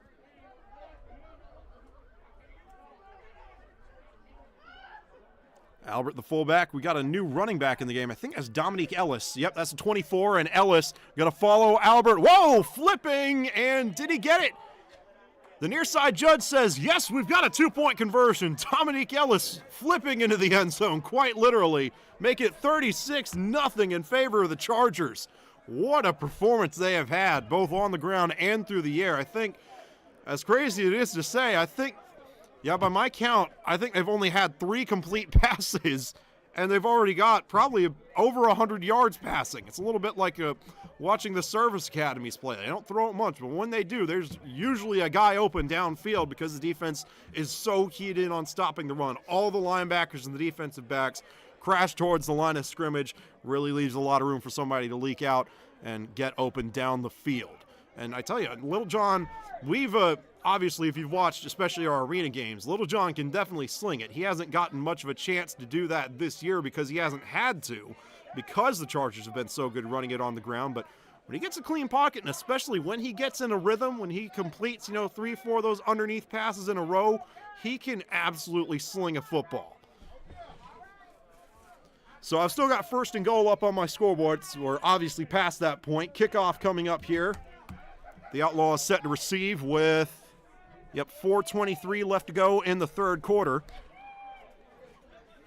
Again, all things considered, this one moving pretty quick. I've only got an hour 30 on my clock right now. It's only 8:30 p.m. So hopefully I got some wood to knock on here. But yeah, all things considered, the Chargers, again, doing a good job just running this clock out. The clock is your friend right here, especially, again, it's cold, it's chilly. Probably not for the players. Any kind of, I'm sure they're all fired up on adrenaline and just, physical activity in general helps you warm up. But it's getting a little chilly up here as they find another gap. This one is loose and recovered by the Outlaws. I guess that one technically counts as a squib kick, but they caught the Outlaws sleeping on special teams again. they only had 4 men on the line, or I call it the line of scrimmage. They only had 4 men up near the kicker when that thing let loose. That was a great adjustment there by the kicker to try and kind of hole shot that one in there. Again, not as clean of an onside kick opportunity as it is when there's like nobody between the hash marks and you can't just kick it to yourself. But good adjustment there, forcing the Outlaws to pay attention on those kickoffs, because if they fall asleep again, and especially if they don't get a guy going up the middle of the field, the Chargers have shown that they have no issues with going onside. They don't care that it's 36-0. If you're going to give them the ball, they're going to take it. Here's first down and 10. Ball spotted on the 35-yard line. So not the best field position the Outlaws have had, not the worst either.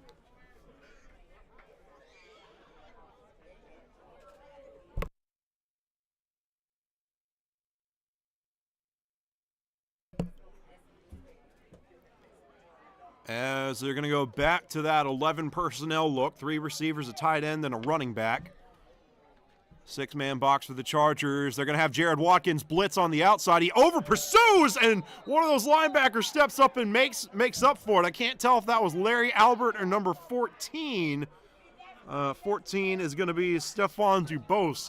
Couldn't quite tell which one of them had the hit there, but both of them did a good job of stepping up. Jared Watkins providing that initial pressure, came screaming in off the edge. And again, even though he over-pursued, quarterback got in front of him, he was behind the play at that point. The rest of that defense did a great job of stepping up and making up for that lost defender. It was a really exciting play, but does go for no gain, so that'll make it second down and 10 for the Chargers. Ball still on the 35-yard line. They might actually lost maybe a foot or so if you want to get real nitpicky with it. They're back to a split back formation, though this time with a tight end, only 2 receivers in the set. And again, another heavy box there as we got flags. I think the Chargers might have jumped as we got some hand fighting between a receiver and a DB down there at the line of scrimmage. They, I think, it looked to me like both of them thought they got held there. You know, if you have offensive and defensive pass interference at the same time, does it cancel out? I think I actually have seen that before, just in a random college game, not in person, but I do think they actually do cancel out. Though that was within 5 yards, not going to get called either way. We do have a flag down, but again, I think the Chargers just jumped on that one. Uncharacteristic, they're usually a very, very disciplined team. You don't see a lot of penalties out of them, but all things considered, especially this quarter, it's been very clean. Haven't seen a ton of flags overall in this game. Again, kind of had a bunch. Things got a little chippy there at the end of the first half. Had that really long stoppage that we're still not sure of the cause of.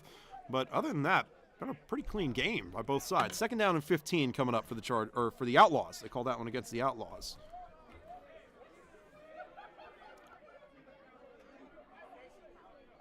And they're not going to change the play here. Still with that split back formation with the tight end. Heavy box defensively for the Chargers, and they send the house.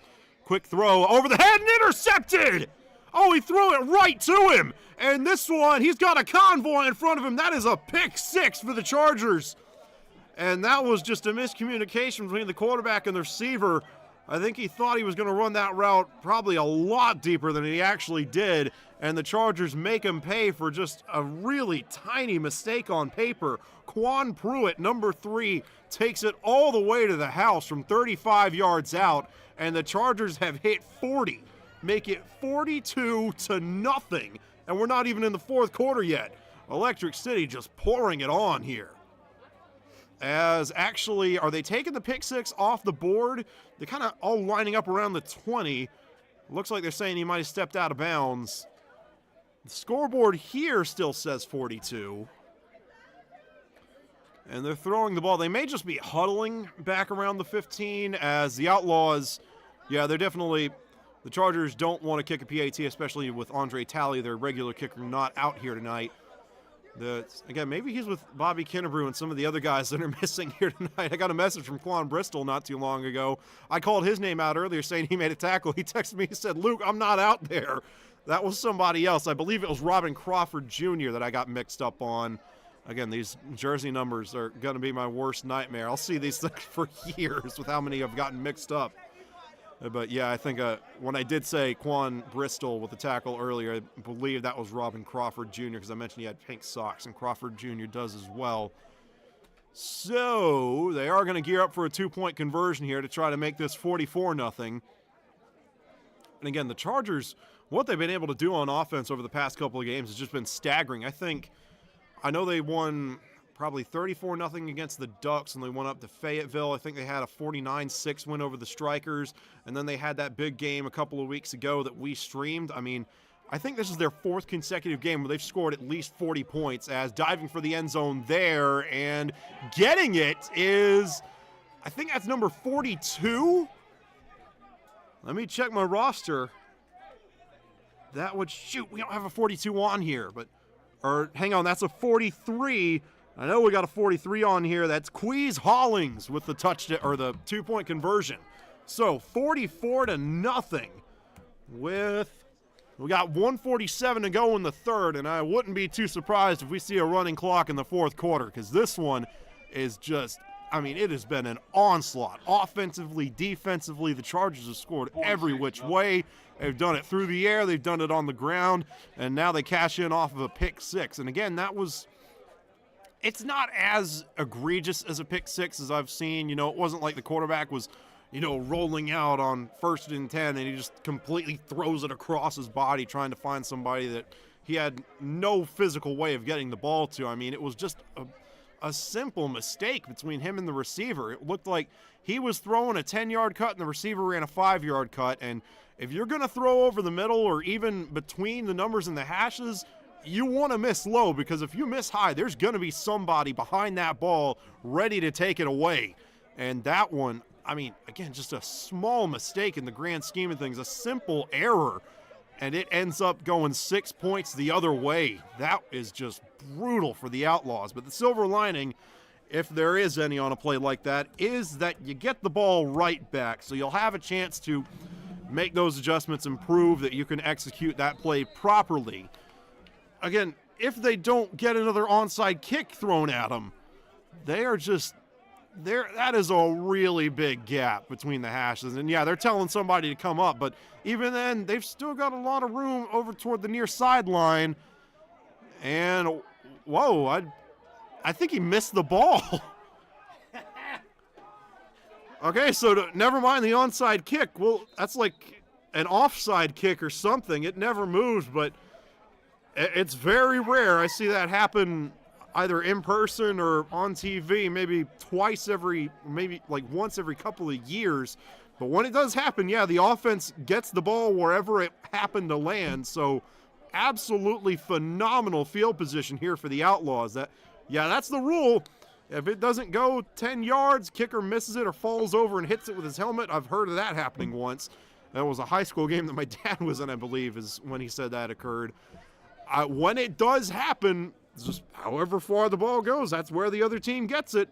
It's basically a failed onside kick at that point, or it's spotted like one at least. So I guess for the Chargers, it's fortunate that we can say that's really the second miscue we've seen from them. They did have that Little John interception where they just got a little greedy, kind of tried to force a ball into some deep coverage and didn't come up with it. But really the only big miscue this half, and again, up 44-0 yet, there's, needless to say, there's some margin for error here. So may not hurt them in the grand scheme of things, though the shutout possibly in jeopardy if they were bent on getting that. 59 seconds and counting as this one snapped. We got a pitch to the near side, and that one is going to be stopped by, I think that was Jared Watkins making the tackle. Another player that can really do some damage over on the arena circuit. That's where we've seen the most of him with the Palmetto Colts. Does great at jack linebacker for them. No, they've had him at kind of nickel and safety all season long, and we haven't really called his name much, but again, it's kind of like an offensive lineman at that rate. If you're not calling the deep safety's name a lot, that's kind of a good thing because it means they're not getting beat a lot. And similarly, if you're not calling a particular offensive lineman's name a lot, that's a good thing because it means they're not getting beat. So haven't mentioned Jared Watkins a lot, but he's done a lot for this defense, especially he kind of plays that field general role as well. He does a especially again on the arena circuit. The Chargers have a lot of leaders on defense here, but especially on the arena circuit, he was always the one responsible for making sure everybody knew their assignments, kind of the quarterback of the defense for the Colts when we saw him play there, and he does a really good job of doing that as well, making sure everybody knows their assignments, everybody's lined up, and I don't know how much of a role he's had in that this year, because again, they've got so many guys that can do it defensively, but there have not been a lot of miscommunications for the Chargers, obviously not tonight, but even on the season, we have not seen a lot of busted coverages or guys totally missing assignments, blitzing when they're not supposed to blitz, stuff like that.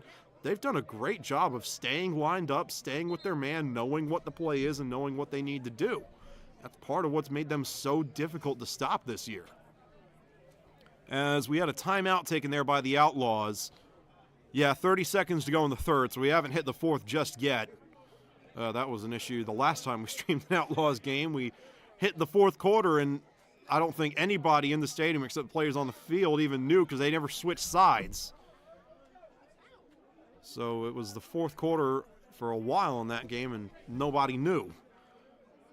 Don't suspect we'll have that problem here. 2nd down and 6 coming up for the Outlaws, working out of a split back set. And high snap brought in. Quarterback's going to take off, trying to work between the tackles, and he might have gotten a yard or two past the line of scrimmage, but that's it. Not a show-stopping play, but at the very least a positive gain for an Outlaws offense that desperately needs any kind of spark right now. And indeed, going to be a gain of 2. Second, forgot to type in the "and" on that one. 3rd down and 4 coming up. Got to imagine this is 4-down territory for the Outlaws if they don't pick this up here. As we got whistles. Yep, that's the end of the third quarter. So going into the fourth, the Chargers up 6 scores. It's 44-0. They've got a 3rd and 4 coming up. The Outlaws in Chargers territory, but Electric City has a chance at a stop. We'll be back in a moment.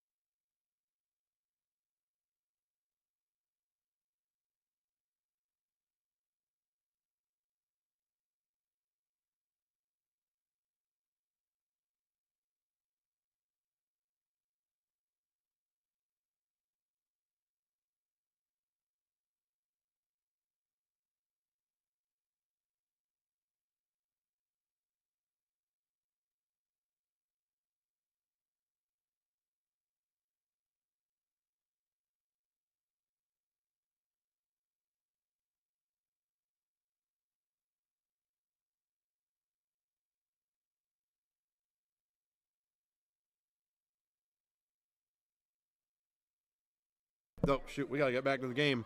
Sorry about that. We got sidetracked looking at college scores. In the meantime, here's 3rd down and 4. Pass over the middle, caught. Good adjustment there by the receiver. They were running a drag route, had the option to settle that one down if it was zone or continue running against man. Found him in zone, found a soft spot right over the center's head, and good delivery by the quarterback under duress. Good play, good chemistry there, but only a gain of 2 yards, so the Outlaws obviously going to go for this.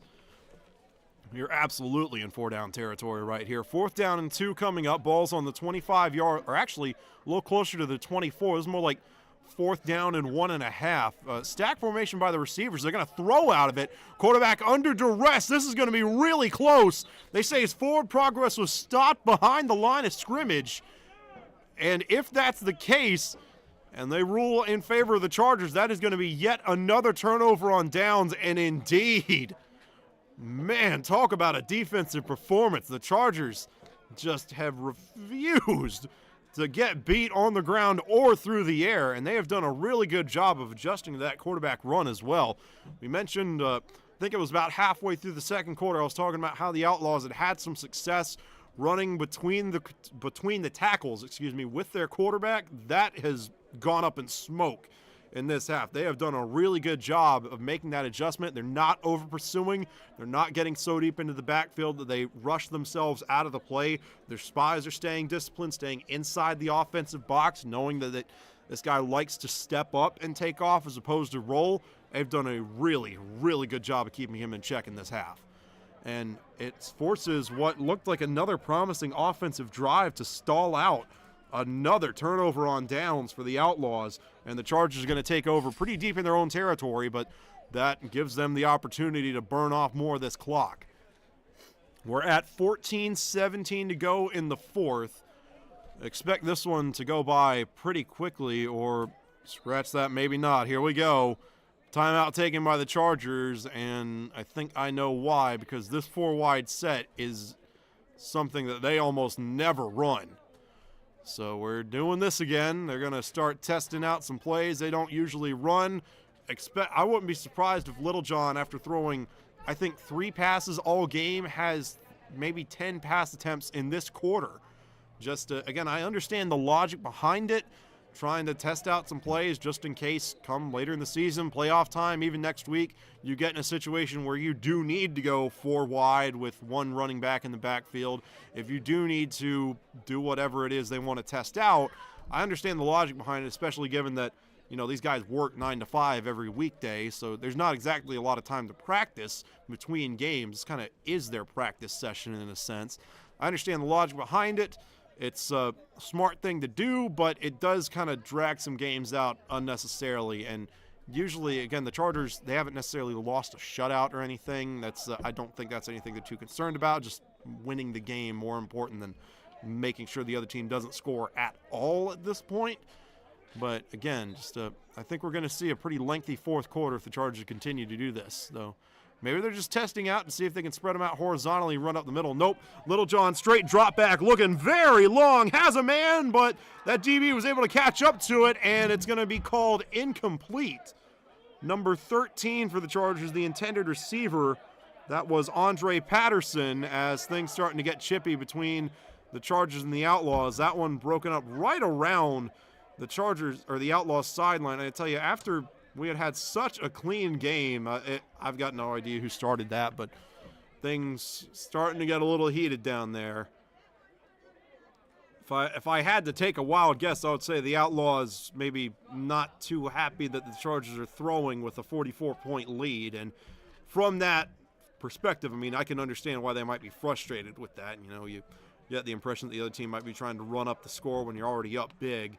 So, again, I'm just taking a shot in the dark. I got no idea why they started going at it over there. That'd be my guess. So I can understand it from both sides. The Chargers want to run some plays they don't normally run. So in case they do get in a situation where they need them, they can say, hey, we might not have run this in practice or might not have run it in practice in a while. But remember last week in the fourth quarter against the Outlaws, we did run this play. Here's what did work, what didn't work, what we need to change from last time, what we don't need to change, stuff like that.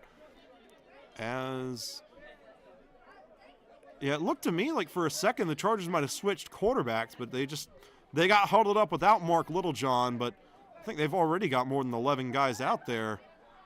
That's 6, 5. Yeah, that was 12. They broke with 12.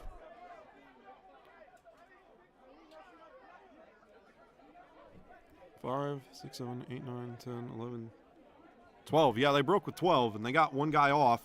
And now they're going to sub their tight end out. Johnson leaving the field. Entering is number 17. Going to go in at receiver for 2nd and 10 here. Michael Jamison entering the game. 2nd down and 10. We got our ready for play. 4 wide set. 2 receivers on either side of the formation. Albert stays in to pass protect. And Littlejohn finds number 13. He was going down. Turf Monster got him, but they do call it a completed pass.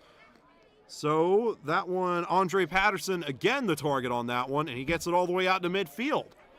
1st down. And the Chargers not huddling up here, moving quickly. Larry Albert, the running back on that play, has subbed out. Dominique Ellis in. They kept Albert in to pass protect on that last play. Won't be surprised if they do the same with Ellis here.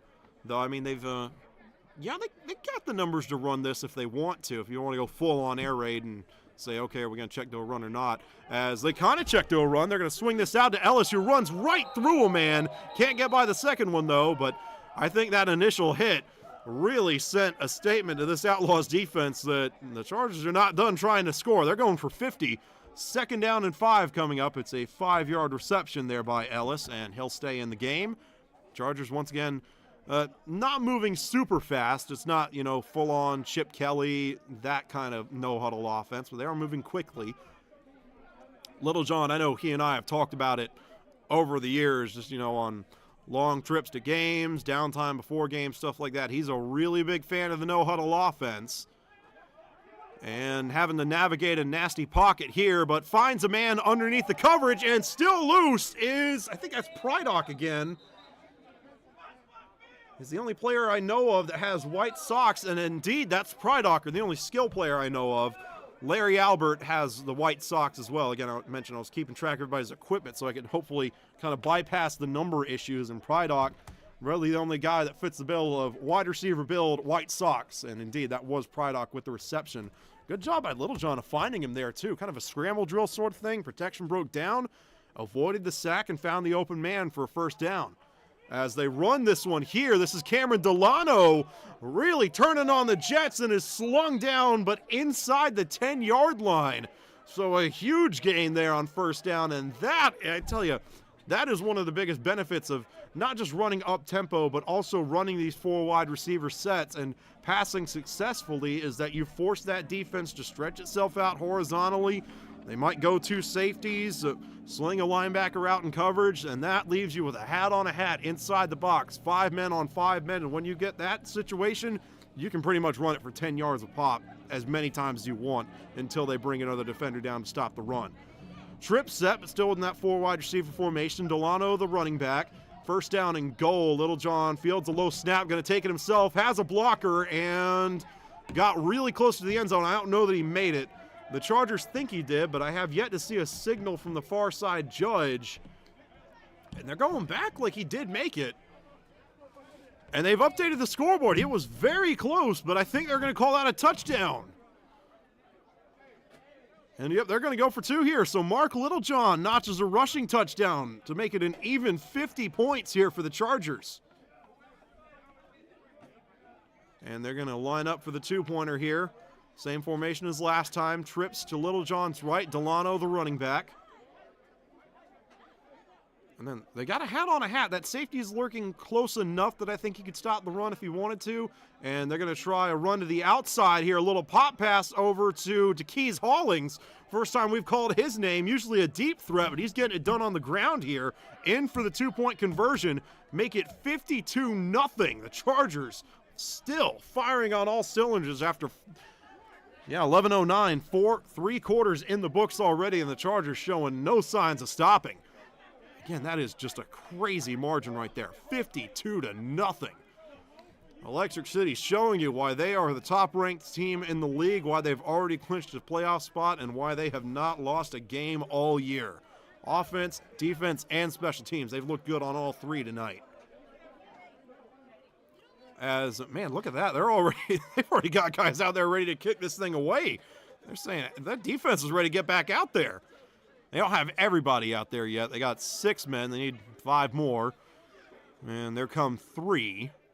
Got to find the extra 2 somewhere. And, yep, Coach Mike Williams down there in the Cowboys jersey counting his men. I'm going to say, oh, we need 2 more here in a second.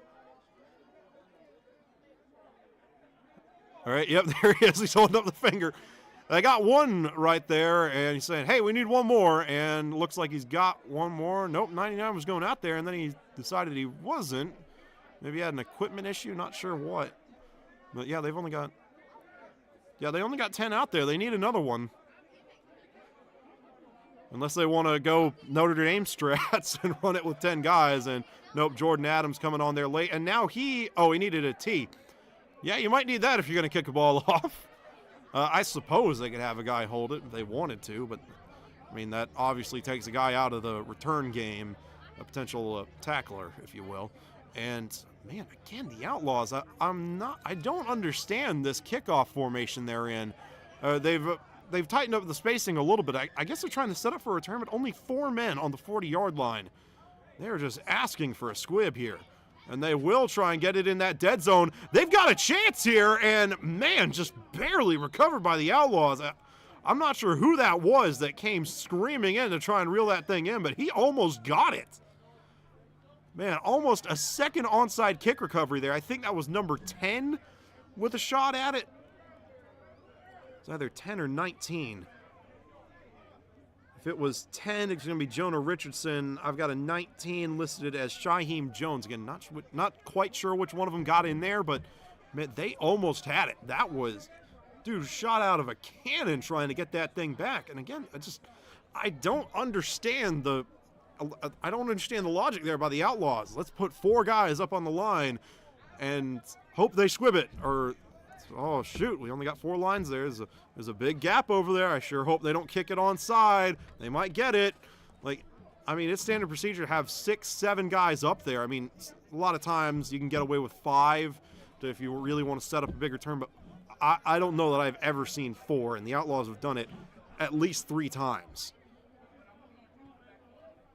And again, I mean, I understand that, okay, we want to put some guys back, set up for a return, but you're not going to have a chance to set up for a return if the kick doesn't get to the return man because they're squibbing it or trying to go for an impromptu onside. Though in the grand scheme of things, given that it wasn't a successful onside kick, they get some good field position, but the Chargers are going to try and force them back here. A little halfback swing. It was slow enough to kind of be called a screen, and it goes for maybe a gain of 1 on that one. It was a backwards pass. Yeah, it was definitely a lateral on that one. It sure wasn't going forward. The running back was behind the quarterback when that ball got let go of. We'll call it 2nd down and 9. Kind of just a weird-looking play on that one. I mean, usually when you think halfback swing, you think the running back is heading toward the sideline. It's interesting. Never quite seen one where the running back stationary when that one gets let go. 2nd down and 9. And the Outlaws going to go 3 wide here. 2 men in the backfield.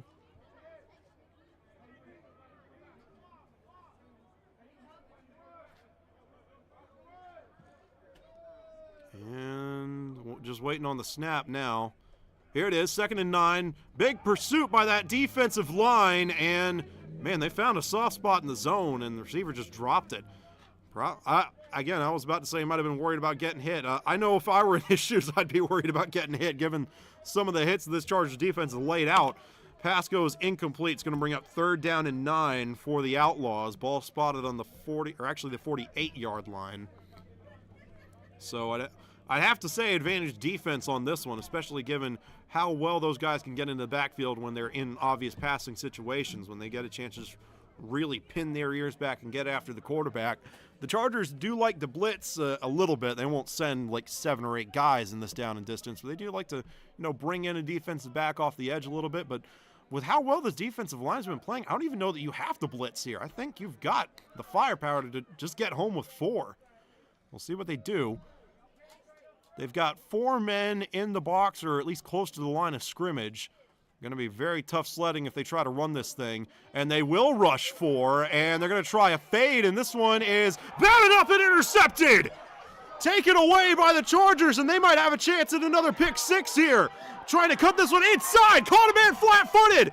Trying to spin out of this one, and it's not going to go for 6, but that is a huge turnover, and the Chargers have yet another opportunity to score. That was Avant Harris with the interception. Man, good defense up front, but I mean, that is on the quarterback and the receiver. That is one of the first things I tell you when you're running fades like that. You have to get an outside release. You cannot throw that thing inward where all the defenders are. Outside toward the sideline, your guy gets it or nobody gets it. Out of the field of play for everybody, and I mean, I can't nitpick it too much. The quarterback was under serious pressure, but that route itself was run with an inside cut toward the field. Just a really weird play design on that one, and it's easy to see why it got intercepted because the receiver ran inside. That's where all the guys are. You don't want to run there, especially when one gets batted up, because there's going to be a safety lurking right over the top like Avant Harris was. It was in the right place at the right time, and it ends up as an interception with a huge return. Ball's going to be spotted on the 11-yard line, and the interception, it stings for the Outlaws, but at the very least, you do have a coachable moment here for your quarterback and receivers. Get that thing to the outside. Receiver on a fade, mandatory outside release, not questionable. If you do get pushed to the inside, go back outside. Quarterback, throw that thing to the sideline. A lot of air under it. Your guy gets it or nobody gets it. As the Chargers have to take a timeout here, they weren't quite set offensively. Again, they like to run a lot of formations they don't usually run, so sometimes it can take a while to get the play in, and the play clock starts to become an issue for them. Again, it's up 52-0. You wouldn't think the play clock would be much of an issue, but again, they test things out. Want to make sure they get the issues with those sorted out now, so in case they do need them later on in the season, they've worked out the kinks and they'll be good to go. 8:30 left to go in the game. Chargers up 52-0. It's first down and 10. They can pick up a first down without scoring.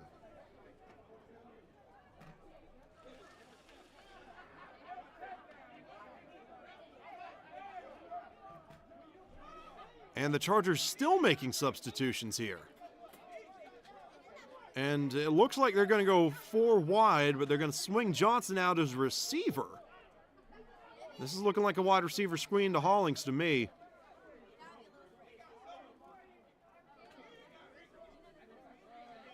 And straight drop back for Little John, looking long, now rolling to his right, firing to the end zone, has a man all the way in the back. Did he hang on? No! Man, can you give that to him for the effort alone? Man, he froze as he was going down. Talk about body control. That was impressive, even though it's not a catch. That one, again, if we had replay, that one might get overturned. He's far away from the camera. I can't tell who it was. I think that was Takees Hollings.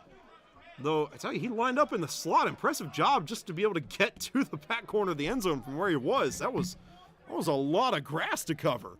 And great body control trying to bring that ball in. Good throw by Little John. Just couldn't quite hook up on it. Again, that's why you run these plays, why you practice them. So next time you can say, hey, here's what worked. Maybe need to get the ball out just a smidge earlier so Collins isn't as close to the barrier when he brings that one in. Coachable moment. We talked about one for the Outlaws, one for the Chargers there as well. Oh, and they got a wide open box here if they want to just run this.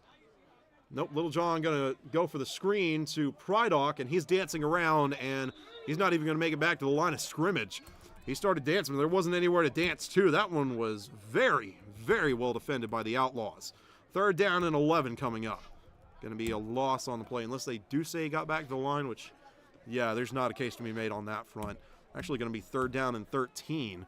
Again, really one of the only negative plays we've seen for the Chargers so far this evening. And again, despite the down in distance and the location on the field, they can pick up a first down without scoring here. The ball is spotted right around the 15-yard line. 4 receivers set. Little John looking to the far side. Oh, Zanvion Smith is wide open. Did he hang on? Yes, he did. Touchdown, Chargers. And that was, I don't know what happened. I'll have to watch the replay, see. Maybe Smith put a super crazy move on him, but that just looked like a bust. And, oh, Smith did hit him with the shake and bake for sure. That was a great route, but that guy, he started running inward toward the box like he thought he had safety help up over the top. They were in zone, but I don't know what kind of zone coverage that was because they were making no attempt to guard the sideline. Smith wide open on that one. You could have thrown that to me or my dad and we would have had room to catch that one. We are significantly slower than Zanvion Smith. We'll put it like that. But, man, he just had nothing but space in front of him. Huge error there by the Outlaws defense, and they are staring down a 60-point deficit if they can't stop the Chargers on this 2-point conversion.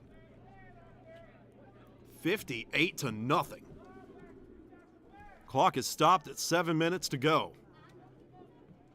They motion Clyburn and then motion him back out. Littlejohn looking in that same direction. I think that one got picked off unless Prydock, no, he did not make an incredible adjustment there at the end. It would have been a heck of an effort to rip it out of the hands of somebody that had leverage on him. Couldn't quite reel that one in the same area as Zanvion Smith caught that touchdown, not the same receiver. So keep it at 58-0. We'll gear up for a kickoff, and I tell you what, we talked about that chess match on these kickoffs. I'm going to be really interested to see how many defenders the Outlaws have up front here. Because that four-man front, that ain't it. You need at least 5. 5 is pushing it even. I think 6 is probably the best place to go.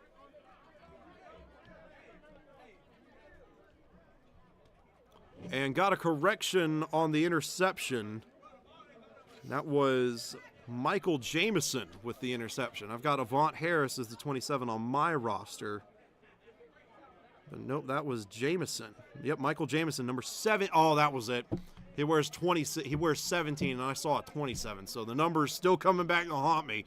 Apologize for the miscommunication there, but the big interception that set up that touchdown to Zanvion Smith was brought in by Michael Jamison, number 17, one of the most experienced corners on this Chargers roster.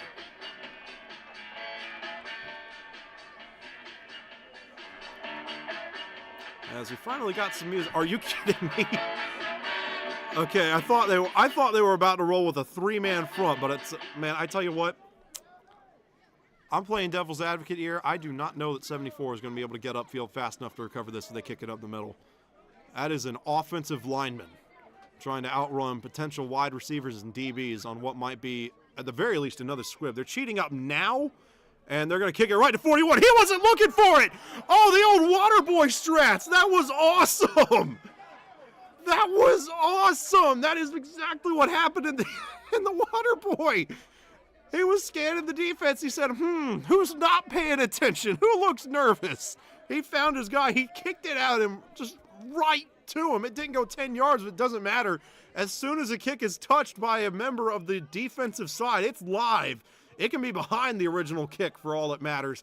That's still a live ball, and it was recovered by the Chargers. That was, I mean, it's obviously not their best all-around play. They've had some phenomenal plays on offense and defense, but that might be my favorite play that they have run this year. That was, I mean, people say it all the time. Like, you see, I know it was a movie and all, it's scripted. Adam Sandler's out there. I wouldn't want to try and recover an onside kick against him either, but that's what they did in the water boy. They needed an onside kick. They scanned the defense, found a guy that was looking nervous. They kicked it at him as hard as they possibly could and ended up recovering it. And you wonder, like, why don't teams do that in real life? Why doesn't it happen more often? You just kick it as hard as you can at somebody, banking on them not being able to bring it in, and end up kind of causing a fumble recovery. The Chargers making a case that plays like that should be run more often. That was the greatest thing I've seen at least all day. As we got a big hole run through here by the Chargers, still going. I think that's, no, it's not. Is that Jordan Adams? I believe it is. Let me check my notes, see what equipment he's wearing. I didn't get it in my notes, but I'm very confident that that was Adams. He's the only single-digit player that has that sort of size to him, at least on the roster. That is a big man carrying the football. 2nd down and 2. It's a gain, or 2nd down and 1. It's a gain of 9 on that play, following the onside kick recovery. No safety deep here for the Outlaws. They kind of motioned to it afterward. Littlejohn going to try and take advantage. Had a man open, but just couldn't get anything behind that throw. And the onside kick goes up in smoke to the tune of Littlejohn's 2nd interception. And that is something he and I have talked about as well. He has mentioned going all the way back to the first year of the Upstate Dragons when we knew him back in 2017. He said some of the hardest throws he has to make are the ones where he has got a guy just wide open.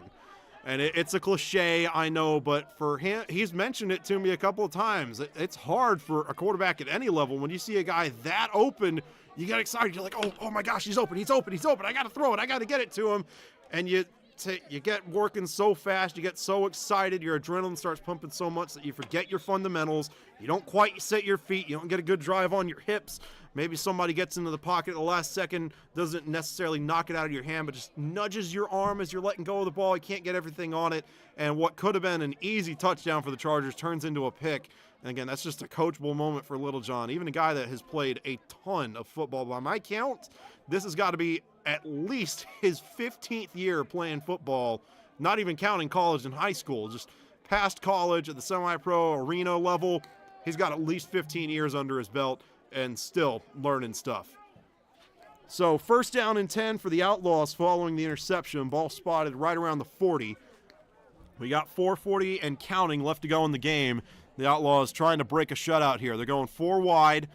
3 receivers to the quarterback's left. He's going to run that way. Larry, Albert, and a couple of defenders there in pursuit.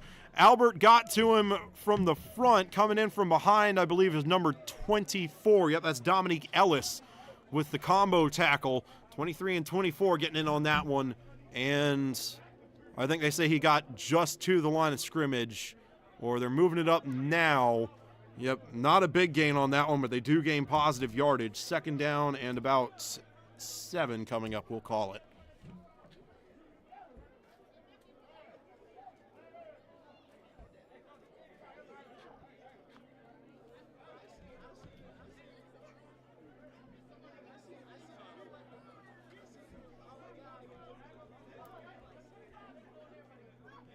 And the Outlaws taking their time to get set here. You can see 2 receivers up toward the top of the screen talking to each other. They might have been misaligned, a little confusion about where they need to be. That'd be interesting because this is a formation they've run quite a lot. Trip set with a tight end over toward the top of the screen. Straight drop back for the quarterback, no play action or anything. Going long and picked off again. That's Jameson with another interception, just playing center field on that one. Got a full head of steam and is brought down by one of the receivers. Did lose the football, but he was already down. And man, 2 interceptions in 1 quarter, and man, looks like he's down. Hate to see that for any player.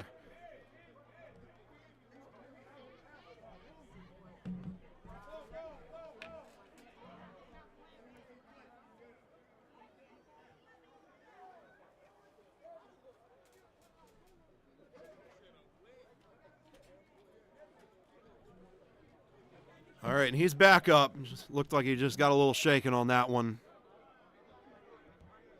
Man, that is another big interception, though. He has had quite a 4th quarter, and he's gotten some big returns there too. I mean, I understand, he's got to take a moment to catch his breath. I'm a little surprised we haven't seen him at receiver a little bit because he's got some wheels on him. He can get by some guys, provided he's got a good look defensively, maybe a little hole shot between a near side corner and a safety, that sort of thing. We'll see what they got dialed up here. 3 minutes and counting left to go, so we do indeed have a running clock. The Chargers still getting huddled up, but the play clock is rolling, so they'll need to move fast. And I think Littlejohn, his evening is done. They're going to go with a backup quarterback here. It's going to be the first time, I don't want to say all season, but the first time, at least in the games we've streamed, that a quarterback other than Mark has taken a snap. And let me check my rosters. I've got nope, that's Littlejohn. I don't know that there's a second quarterback listed on here. They got a couple of guys that, can throw the ball under pressure, or I do have another guy, 16, Jordan Scotland. Scotland's listed at 6'4". I think that's Holling. Yeah, Hollings isn't quite 6'4". He's fast, but he's not 6'4".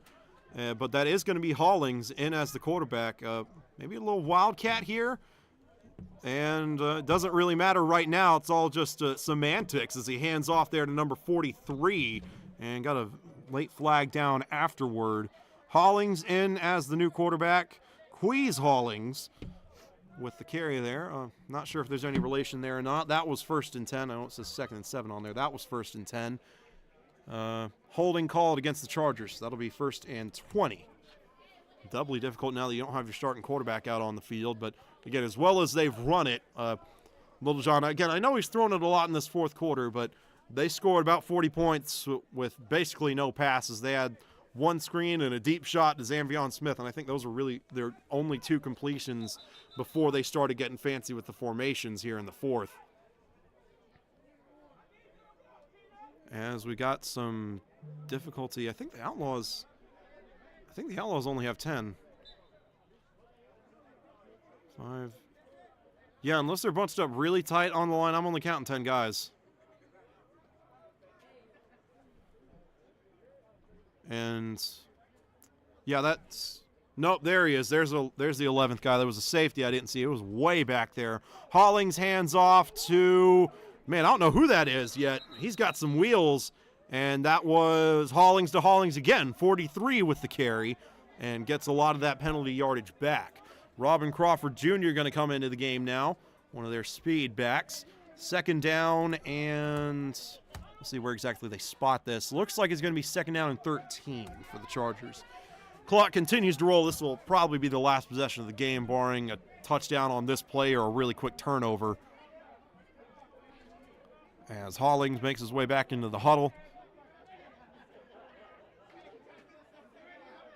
Taking some time getting this play call in. Again, the clock much more valuable than any number of points. I'm sure the offense would like to have 60 to just be able to say, hey, we hit 60 in a game. But the win obviously trumps all of that.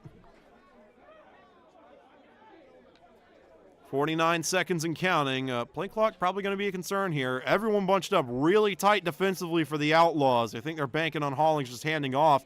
And Hollings is going to try his arm out here. And thought about throwing, will throw, has a man wide open. That is, wow, they're getting it to everybody. Jared Watkins with a reception. Yeah, I haven't seen that one. I've known Jared for about, I'm trying to think when we streamed the first Elite game. I think it was 2020. Known him for 3-4 years, kind of been around the teams in the Anderson area. It's the first time I've seen him catch a ball on offense. He's got a couple of picks, but showing you the hands. Catching a pass from a quarterback, or his quarterback, I should say. He's got some picks in his career. He's caught some passes from quarterbacks, just not on the same team. Not enough for a 1st down, though. He went down right around the line to gain. Turf Monster got him. 3rd down and 1 coming up here. Clock is stopped. I'm not quite sure who called the timeout there. I didn't see if it was the Outlaws or the Chargers. 3rd and 1, Hollings still in at quarterback. Crawford, the running back, and Albert will be the lead back here.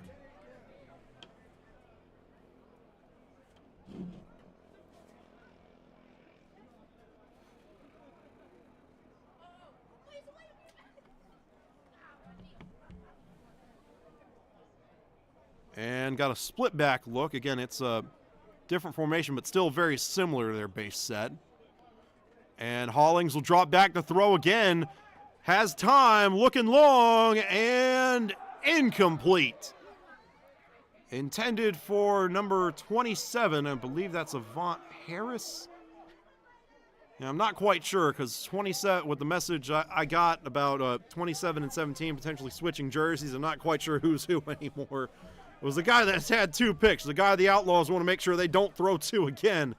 He was the intended receiver on that one, and I mentioned earlier, I was surprised they didn't put him in at receiver with some of the wheels he showed off on those pick returns. They do get him in there, and the ball just a little underthrown on that one. It's going to bring up 4th down and 1. So it's Keys Hollings, 1 of 2 passing for about 12 yards here in mop-up duty. 19.1 seconds on the clock. The Outlaws will get the ball or have one more chance to score if the Chargers aren't able to pick this up. Split back look with 2 tight ends. Very heavy set. Albert and Hollings are running backs. They're going to throw here. And Keys Hollings dumps off to Albert. Albert has a head of steam. He has the 1st down. He wants more. Just running between guys, through guys, up, down, left, right. Larry Albert might have sealed the game. And nope, the Chargers kind of demoing a 2-minute drill here. I can't imagine the Outlaws are too happy about it. But they are wanting to make sure they've got their ducks in a row should they ever find themselves in position where they need to score with very limited time on the clock. Again, especially given that you don't really get a chance to practice during the week. Can't really blame them for this. I know in the box score it looks like they're trying to run it up, but this is probably the best chance you'll get, maybe for the rest of the season, to run a 2-minute drill. So, again, it's useful. If they do get to a point where they need to run a 2-minute drill, they'll have some experience with it. In-game experience, no less. 5.6 seconds left of the game. I guess you might have time for a quick out here, but I don't know if Hollings quite has the arm to be able to throw one that hard, so this could be the last play of the game. And they fake the handoff. Hollings rolling, catches a block from his tight end. Hollings is going to try and take it himself. Has a blocker. Hollings hurdles the man! Touchdown, Chargers!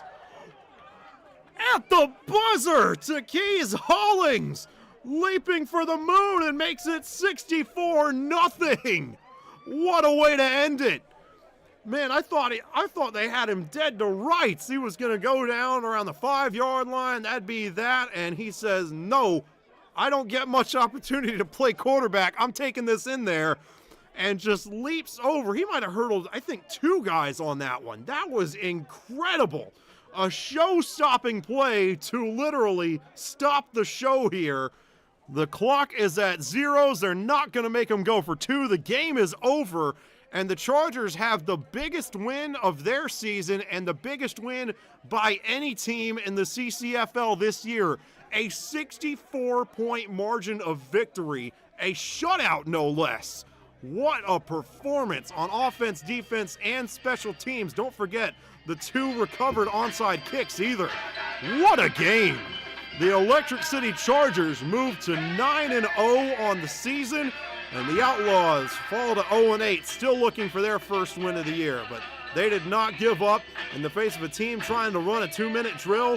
They still kept on clawing. They'll get that win soon enough. But tonight belongs to the Chargers.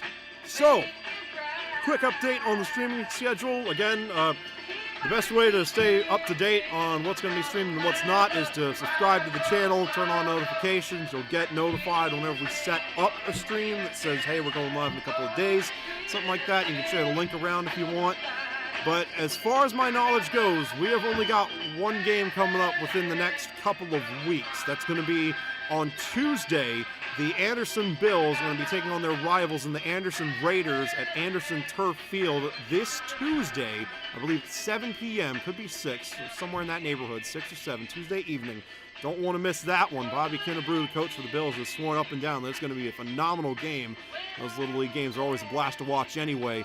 Also of note, the streaming schedule is going to thin out here in the next couple of weeks. My dad, our cameraman, Daniel Ruff, he is heading to Australia where the toilets flush the other direction. He has got a long business trip. He'll be out of commission from this Friday, October the 13th, all the way till about Thanksgiving. So the overall volume of streams is going to cut down, though we'll make sure to get all the big games. Again, Bills, Raiders are going to be a big one on Tuesday.